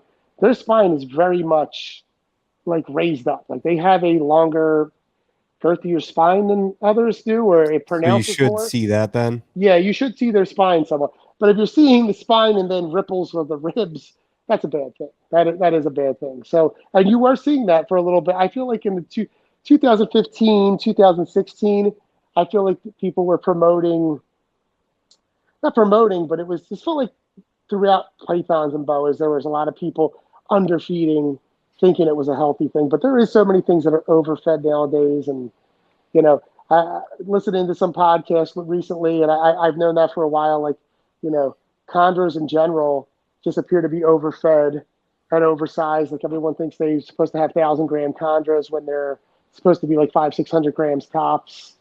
Yeah. Like that's been. I mean, I had some big chondros because I bought them that way, but there were some that I bought up from yellow neos or red neos that were, 4 or 5 years old, and people would question me on them because they were 400 or 500 grams, and I'm like, well, that's where I want them. I want them there. You know what I mean? Like that's kind of where I wanted them. But yeah, and it looks crazy because I had some that I bought that were 900 grams or 1,000 grams, which I know people that were doing 1,200 grams, and a 900-gram chondro next to a 600-gram chondro looked insane. It looked so big. I It was bet. it was crazy. Yeah, it was crazy. And like, but that's just how people were doing it forever. And I mean, the information's out there, and I think people still continue to do it. Like they just don't care. Yeah. And I'm going all over with that subject. Like I'm going short tails and overfeeding stuff. But yeah, it's easy to overfeed them and put weight on them. It's hard to take weight off of them. It really is. But and like I said, a lot of people's comfort zone is feeding your snake. So you want to be able to feed them if you're, someone who's not keeping as much as a breeder or someone that's been doing it for 20, 30 years. So as long as you're not feeding them every week, you can keep feeding them if you give them a proper diet and you're not just jamming them full of rats and the biggest rat you can find. Yeah. Because like I said, you could easily feed, you know, some adults, people probably large rats, even jumbo rats, but they don't need that. Do you think that they could take a rabbit? People they can. It's not a good idea. Like I had some big ones back in the day, and depending on the size of the rabbit, of course, I've had rabbits for my retics, and my one boa was just like a bigger boa. I would feed it a rabbit if the retic didn't eat it. I never even thought for a second to feed my bloods or short tails rabbit, even when they were bigger. I just Yeah. was like, that's just too much. You know what I mean? Like a jumbo rat was a lot, so a rabbit was just too big. But there was, yeah, definitely people want to put, forum days, everything. Can I get this thing a guinea pig yet? Can I get it a medium rabbit? It's like, why? Yeah. A rat is perfectly suitable for it. Why do you want to jam it full of food? Yeah, especially since what you've been telling me is you're literally jamming it full of food. Like it, Yeah. and so that had to have been in the back of your mind. If I give this thing a rabbit, it's just going to be in there for 5 months. Well, okay. So I should say, if you wanted to give it a rabbit because you're like, hey, I want to do a monthly feeding or a month and a, okay, then maybe try a rabbit. You know what I mean? I don't want to stretch it further than it can go, but okay, try a rabbit, see how that goes. If you're going to do a monthly feeding, but if you're going to be like, I still want to feed every 10, 14 days or something like that, then why do rabbits? You know what I mean? Like what? I think you're just experimenting at that point. Or if you're doing smaller rabbits, go ahead. If you want to mix the diet up, I think that's something that's underutilized, and I'm totally guilty of it, is mixing diets up. And But some things people are afraid of because they think that it's going to get locked on it, or it's going to be. And for some people, it's hard to get different prey items. You know what I mean? And not just mice and rats. If you're trying to do birds or rabbits or whatever you're doing, but yeah, I shouldn't say don't do rabbits. I guess if you were trying to mix it up or go really big meal for a while, see how that goes for you. That could be suitable. But I just think you could probably do a jumbo rat and get away with monthly feedings on blood pythons. There's no reason to, have to do a rabbit. Okay. But it seems like for better body composition and everything, smaller meals more frequently, that seems like that's your preferred route to take. Yeah, definitely. That's my preferred route. I would say that's what most people that are really keeping them are starting to do. But like I said, that 1.5, 2 year mark, especially when they're first year, that baby wise, when you start getting meals in them, don't skip. Try to get them a meal every week, because that's when they will fall apart fast. I mean, when you got a hatchling, even when it's taking 6, 10, 15 meals, if you back off for a couple of weeks, they will lose weight fast, and it can then get it pretty weak. I mean, they'll take a meal, but you'll have to you give it the meal that they used to have, and you don't notice it, and it might regurge some of it up, or chuck it up, or be sluggish, or have a weird bowel movement, and then you just. That's the important time, is when they're young. Make sure you're getting them meals in them, on time and of correct size. Right on. What about potential health problems? Yeah, so I would say hand in hand, if you keep short tails long enough, you're going to end up with an upper respiratory infection. That is what they are most notorious for. I feel like, Burmese python back in the day, that was their big problem. Blood short tails are sort of built that way. People would say they're very similar, and in the way of the upper respiratory infection, they are. The good thing is that they're a tough snake. They can fight out of it. They can be treated naturally. Natural remedies I use, you can bump their heat up, bump their humidity up. The partner I used to work with had a weird remedy that worked. I tried it myself years later. It didn't. He would bump humidity up and dry it out. So if it was humid, that is basically use like dry bedding to make sure it's dry, and give it no water for like 5 days.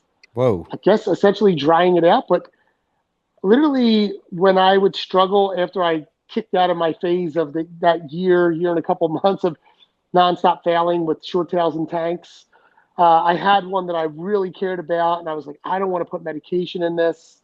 Not that meds were bad. I just was like, I like to try it without it. And he's like, give it to me.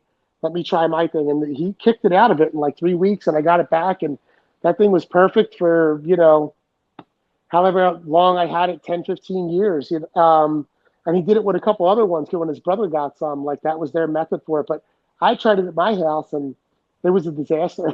It did not work for me on 2 of them. I mean, I had to go get meds, and they managed to make it. I didn't kill them that way, but I tried it and it didn't work out for me. So natural didn't do well for me. I feel like natural's tough for them once they hide. I feel like I don't know if it's most snakes. I know pythons just hide their problems well. So by the time you start seeing issues, they've probably had it for a while, especially if you don't know what you're looking at or you're newer. So, generally people bump the heat up, raise the humidity, keep it very clean in there. I would suggest if you have bedding or substrate at that time, because they're opening their mouth, trying to cough, fluids coming out of their mouth, so stuff sticking to them. Get the substrate out of there, put them on paper, because you're going to see what's going on. They're not going to get stuff lodged in their nose and their mouth. They're already pushing fluid out their nose, and it's drying. So if you're getting little dust particles in there, they rub their head. So if they're rubbing it against bedding, it's going to get lodged in there, lodged in their mouth. Then you're going to create possible mouth problems. Get the bedding out of there, put them on paper. But, if you can got a good herp vet, which I say that because unfortunately some people take it to a vet, they don't know what they're doing. They stop learning about exotics in 1980 or 90. They have such crappy methods. Like, vet isn't always the answer. Sometimes a vet will kill your snake because they don't know what they're doing, but you're trusting them.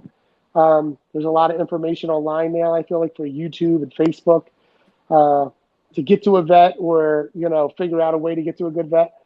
I felt like Baytril shots work better than amikacin for the, you get it cultured, you find out what's going on, what it's fighting. generally when it was fighting for me, needed amikacin or Baytril. I could use Fortes sometimes. I like Baytril better. Amikacin really messes with the kidneys real bad. Amikacin is a once every 2 day shot, so it's one shot every third day. Where I feel like you prolong sticking your snake with needles, where Baytril was every other day. So I feel like if you needed to do 5 to 7 injections, you're getting them over with quicker. Mm-hmm. And so the other part with short tails and doing meds on them is, like I said, when you got to restrain them, grab them by the head. So the early days, it would be a 2-person project.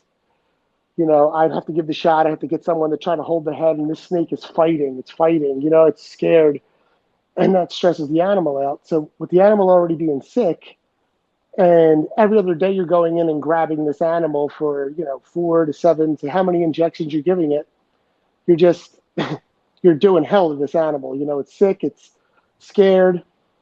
So over time, I developed a way that I do it, and I think everybody should figure out a way. If you're working with any animal, if there's a possible way, you don't have to grab it and restrain it. And short tails have a big body for the most part. The sick ones would be the older ones. It was very rare a small one or something really little would.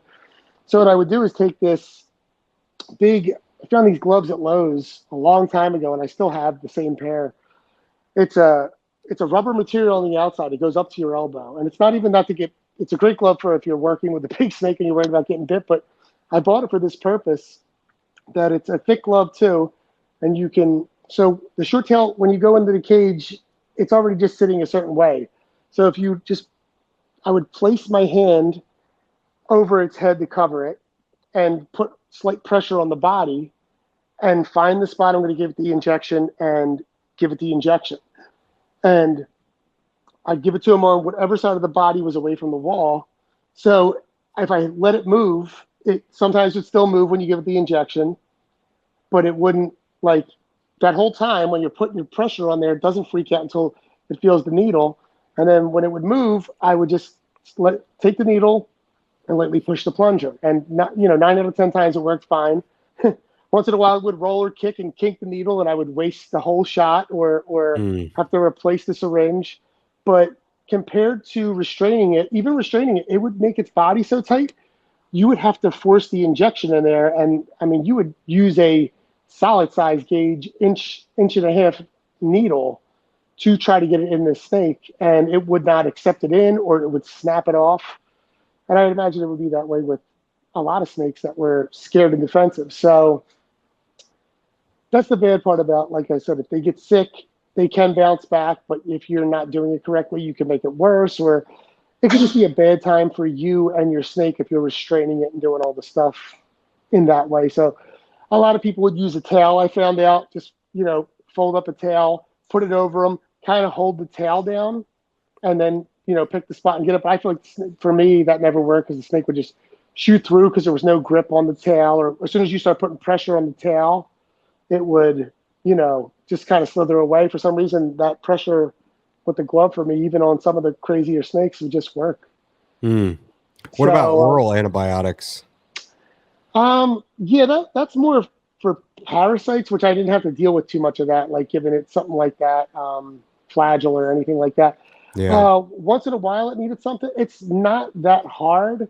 You can sort of sneak it in there. I mean, their mouth's not, if you just go in there with a syringe and just try to corner its mouth and crank it in there, it sounds cold and cruel, but it's easier, like I said, to try to do that and maybe waste some of it than grab it behind the head and get it in there. Unless it really needs it, there's a reason the oral medication it has to have. That would be it. But like I said, my majority of I've dealt with some mouth rot, and for the most part, you just swab that with like betadine, a betadine solution, I should say, not straight betadine. And you can kind of try to work that without grabbing the snake, but every once in a while, you do got to grab it, get its mouth open. I have this tool I use to open its mouth. You just try to have everything ready and set to go, to not leave nothing to guess, to where if you do have to work with that snake, you're in and out as quick as possible, not like forgetting to bring something over to you, or like, oh shit, I left it over there. Like, think about what you're doing really closely so you can make it as quick but accurate as possible. So, what causes mouth rot? For them, mostly the most mouth rot I've ever seen that I felt that I needed to treat, because a lot of times if their mouth looks bad, like it's puffy, and you give it a look in there, you kind of lift their gum or they let you do it, and it doesn't look terrible. You can kind of almost wait till they shed, and they'll kind of shed it away. It'll kind of clean itself up.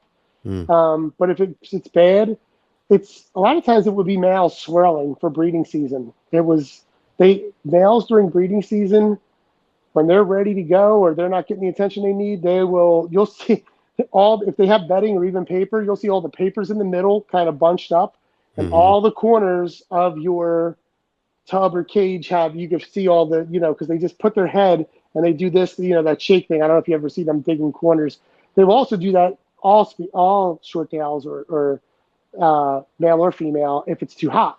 If they can't escape the heat, they will be digging in corners, pushing down or up, and you'll just see a lot of the head movement like this, and then that basically works their teeth back into their mouth. And like I said, I know a lot of snakes drop their teeth, or they have loose teeth that they get in your gums. But for some reason, short tails, like I said, every time they take a bite of you, even if they nip you, you end up with some teeth hanging out of your hand or pushed all the way into your hand. So I guess it's very loose, and they just have a knack for pushing teeth back into their gums. Wow. Yeah.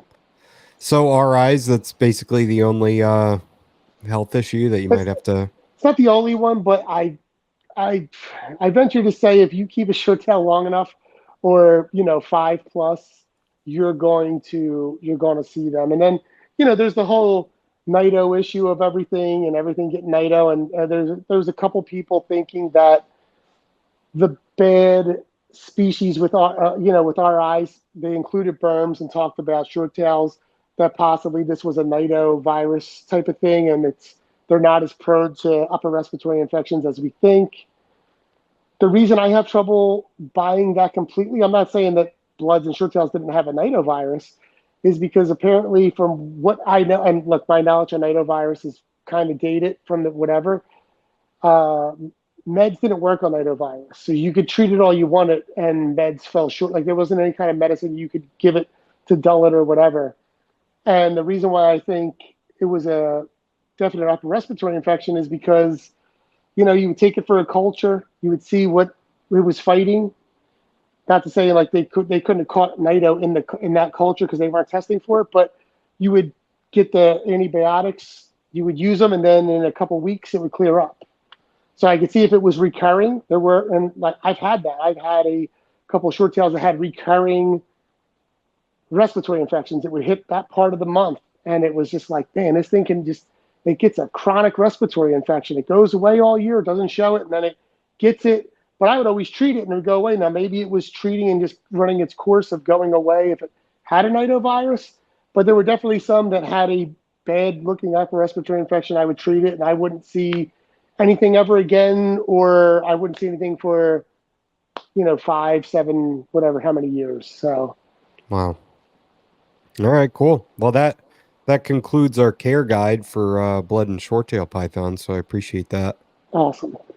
And now couple questions. You had brought up Australia. How was that herping in Australia? Amazing.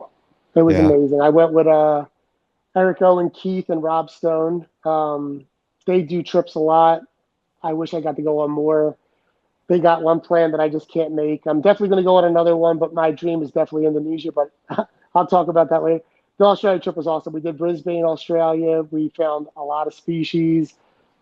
10 days of just herping and moving around to different places up that coastline. Just, it really is like life-changing. It's awesome. And I just wish I got more into herping faster than I did. You know what I mean? Like I've done little trips here and there, and obviously local. I did a Utah trip that was amazing. That was an awesome trip with a lot of good people. Keith went on that. Rob Christian, my buddy Chris Jensen lives out there. He took us. A couple other people went. It was that guy Lon Dexter I mentioned. Justin Jewelander met us out there because he lives out there. That was an amazing trip. A lot of fun. But yeah, Australia was just surreal to find a python in the wild. I think the highlight of it, though, for me was we found a bearded dragon. Really? Yeah, it was completely black, big yellow mouth, big bearded dragon. in the driveway of the place we were staying. Now, the place we were staying, we didn't know that at the time. The guy would rescue. He would take any injured animal and take care of it. Like he was all about animals. And you were in the middle of, it felt you were in the middle of everything. I mean, his whole thing was buried in just hills, mountains, trees. So I mean, literally, he's like, I don't look for reptiles, but I think there are death adders up there, and I've seen this and that. But he was even surprised to see the bearded dragon. He never saw a bearded dragon on his property or found one. So that sounds That's crazy because so it's a cool. bearded dragon, but to find that in the wild and how cool this one looked. I mean, if you go on my Instagram and scroll through, you'll see the Australia trip, and I think it's definitely one of my pictures. If you click that and scroll over, or it's on my Facebook for sure. It's yeah, the whole trip was, like I said, I can't say enough. And I want to go to Australia more, different places with the same guys. And I definitely want to do Borneo, of course, different parts of Indonesia. So I'm hoping to do that in the next, 3 to 5 years. Yeah, hell yeah. Yeah, a Borneo trip would be right up your alley. That's what you need to go do for sure. Yeah, well, the good thing about Australia is they speak English. Rob Stone plans these trips. He maps them out. He figures out, he does all the legwork. He does an insane job at that. If you go to Indonesia, you can wing it, but I don't speak the language. I don't know it. So I'm going to definitely do a herp trip or link up with someone that can get me the places I need to go or do all that stuff. It's too risky to just go over there and try to do it. And there's plenty of solid people that are doing different Indonesia trips, Borneo and things like that, to where I've seen on their pages they've come across Borneo shorttails and stuff like that. And I'm sure they always have added into their things, let us know your target species. We'll see if we can design something around that. So I don't mind paying the extra money to do that. And in Indonesia, yeah, just renting a car, going on properties, you don't really know what's what. You know what I mean? I hear you tell them you're looking for snakes. They look at you like you're nuts. Yeah. So yeah, the stories are not of danger. It's just of, you go over there, you try to wing it, and nothing really happens for you. You know what I mean? You spend too many days trying to get the groundwork in, and before you know it, your 10 or 12-day vacation to try to find reptiles turns into 6 days because you Yeah. wasted too much time. Yeah, that would be depressing. But it seems like Australia is where it's at then, because you got everything mapped out before you even go. Yeah, I don't know how Rob. I mean, I know how Rob does it, but I don't know how he does it. It's like I said, we find stuff every day, and it's yeah. And I will say, like daytime, it's just hard to find anything. But you get to see the environment that they're in. It's the surrounding is generally beautiful. There's only one place we went over there that wasn't beautiful, but we were looking for something really cool. Um, but yeah, it just wasn't that great. But every other place was amazing. It was great. And then a lot of it was road cruising. We found stuff, and we linked up with from that guy that took care of kangaroos from the bearded dragon. He said there's a reptile guy that lives 2 blocks. I mean, that's how crazy Australia is. Like they respect their wildlife out there. I'm sure there are people that hate it, but they don't look at you sideways when you're like, I'm out here looking for animals. And he told us about this guy, and we link up with these guys, and he took us road cruising to places he knows, and we had crazy success that night, finding so many things. And yeah, if you can get out and you're really into it and you want to herp, try to go international and find some stuff, man. Do something in Australia, Indonesia, South America. Do Costa Rica. I did Costa Rica, but it was more of an anniversary. But I made it more about animals. I didn't get to do like raw herping, but everything we did was animal related. I seen a lot of reptiles, and then at nighttime I was in RNL, so it was very wild around there. So I was poking around at stuff, and I would see geckos and frogs, but I couldn't find any snakes myself. Nice. Yeah, that's like it's like an unattainable dream to me going to Australia. It sounds expensive as hell. So it's not a. I don't know what your price range is or what's expensive. So basically, they know where they're going. They know we knew pretty much a year in advance. So you just constantly look at plane tickets, and literally, we all found round trip to Australia for. We all paid under $1,400 round trip, which is Oh, crazy. that's nuts. That's not that Yeah, bad. but it was a lot of waiting, and like I was at work, and as soon as I got the text, they're like, dude, they're on here at this price. I didn't know how important it was to jump on it. So I was like, well, I'm clocking out. It takes me about 45 minutes to get home. I got home and they already raised $350. Ah, So I bought them, but then I found them. I went on that night, and at nighttime they got cheaper on a different site, and I actually successfully refunded them and got even cheaper tickets. I think I paid $13.25 for round trip tickets. good for you. Yeah, Yeah, that's not that bad. yeah, but it was with Air Canada, and I will, if I don't have to ever fly Air Canada again, I definitely won't. It was not. It was a terrible experience. How long was that ride? That plane? How long was the flight? That's So crazy. that's the other thing. It wasn't cheap because of this. This happened well after we purchased the tickets. To me, so Rob lives in Colorado, so he took a whole different way. Keith and his wife came, Teresa. They came. They're from North Jersey, so they took a different plane. And then me and Eric are. I'm from Philly. Eric's right outside of Philly. All of our stuff was synced together. We were synced together. We picked seats together. All of a sudden, stuff changed. Nothing changed for Eric. Everything changed for me. So Eric was leaving at like 6 o'clock, basically p.m. I had to leave at 9 o'clock in the morning. So I got to the same spots he got to, but had to wait longer. So I didn't meet up with him till the third flight, which I went from Philly to Toronto, which was only like an hour and a half. Toronto to Vancouver, which was like 3 or 4 hours. And then it was Vancouver to Australia, the last leg. That was 15 and a half hours. Whoa. And the layovers weren't bad going up, and they weren't supposed to be bad going back. But with the layovers going, now me and Eric going back were on these same exact flights, and I'm glad we were. But going up, I think flights and layovers totaled like 31 hours or 28 hours, something like that. Coming back, it was 39 and a half hours.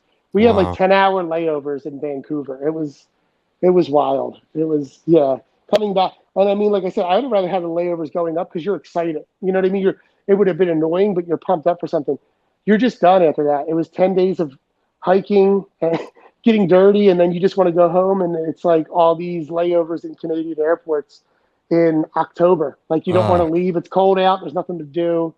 So, yeah, if you want to do international, be prepared for some brutal travel. And as crazy as all that was, I can't wait to do it again. I'll do 39 hours again if I have to. I don't care. how long ago was that? That was it 2022? I think it was 2022. Oh, okay. Might have Nice. been, yeah, not that long ago. And like I Yeah. said, they're going again in October. I'm gonna miss it. I'm trying to go 2025 with them because I think they're going to either do Iron Range or the Kimberley, and I definitely want to do that because that's chondros, or I mean it's everything else, but it's chondros if they're going to the Iron Range, and it's rough scale pythons if they're going to the Kimberley. So I'm Oh definitely man. in for one of them, along with everything else. But saying that would be pretty prime excitement to find that species alone. Wow. Yeah, that sounds like a dream. That Yeah, but sounds epic. Indonesia is where I really want to go. I don't know if any of them guys will want to go. I know Rob Christian wants to go. I would love. It has to be me and him going. I definitely want to go with someone I know. I'll go without someone I know and meet up with a herp group. Our buddy Zach Baez does that. He does a lot of herp trips, and I mean he seems to have amazing times and has had. Like I said, he goes with these groups and meets people that become his friend. And like I said, I'm not a shy person. I can do that, but I would like to have someone I really know that will appreciate it just as much. And I know me and Rob, I think we've been talking about this probably for going on a decade now. And this year we did have an opportunity. There is a herp group that some guys that do it, and it was for this winter of 2024. And I got the price, but me and Rob couldn't make it work out for time off and for money. But I would say basically the Australia trip with the flight and all that stuff, the Airbnbs, the car rental, the food, it was about $3,500. I mean, That's and not that bad. I feel like you're going to pay between $3,500 to $4,500 depending. And if you're thrifty and shop right, you could probably get away with it for $3,000. So, but I mean, what is that for? Like, An if you experience. can get your experience. Like I said, I didn't have the money. I just got a credit card, and I'm like, I'll put it on there and figure it out. Still haven't figured it out. But it's getting paid very, very slow. You're figuring out the next one. Yeah, yeah, That's awesome. yeah. I hope Endo works out for you. That'd be awesome. It will. I want it to be in the next 2 years. If it's not, whatever. But I do feel like within 5 years, I will be there. It doesn't just have to be short tails, obviously, and it's not going to be if I go with a group. They don't just focus on that. I want to see so many things in Indo. It's so many cool vipers, monitor lizards. I would love to see a king cobra in the wild, any kind of cobra. All the, I might have said monitor species, everything it has to offer. But I definitely would Retics. retics. I definitely want to see a Borneo short tail or more than one in the wild. So I definitely want to figure out how to make that happen. If the herp group doesn't do it, maybe I can break off a day and go with someone that can hook me up. I'm in touch with people from Indo through Indo blood short tail groups, but the way their life works is so much different than ours. Like when I would be trying to plan these trips, they're like, oh, I have people that go out and find for me and they'll bring me there too. So we could set that up. And I'm like, awesome, we got to get this like plan down. But they're like, but if I have work, we can't. And I'm just like, so it's like, it's not like us where we're like, oh, I have something coming up, I'm doing this vacation. It's like, I think everything just works so much different over there. Like they just can't miss work, obviously, or take a vacation or plan anything out like that. It just is what it is. Yeah. So if we'll there's see what work, you got to happens. work. Yeah, you go to work. I don't think they understand or know what vacation is. Like we're spoiled Americans. Like, no, we get paid to be off and go to your place and look for snakes. It's like, no, that would be if I didn't have a job probably, or there was no work that day. So yeah, that would be epic if you could get out there. You should try to hit up that guy, that YouTube page. I meant to ask you, who was that again? Where he's out there pulling snakes out of trees and everything. His name is Manda. Even his channel name or yeah, I'll have to get it. I don't know, I can't get it because it's on the phone. It's Manda something P, but it's all in Indonesia, all in or whatever. I think they speak Malay, and there's no English. Even the subtitles don't always work on there. I guess I don't know if he's not speaking as clear or too fast.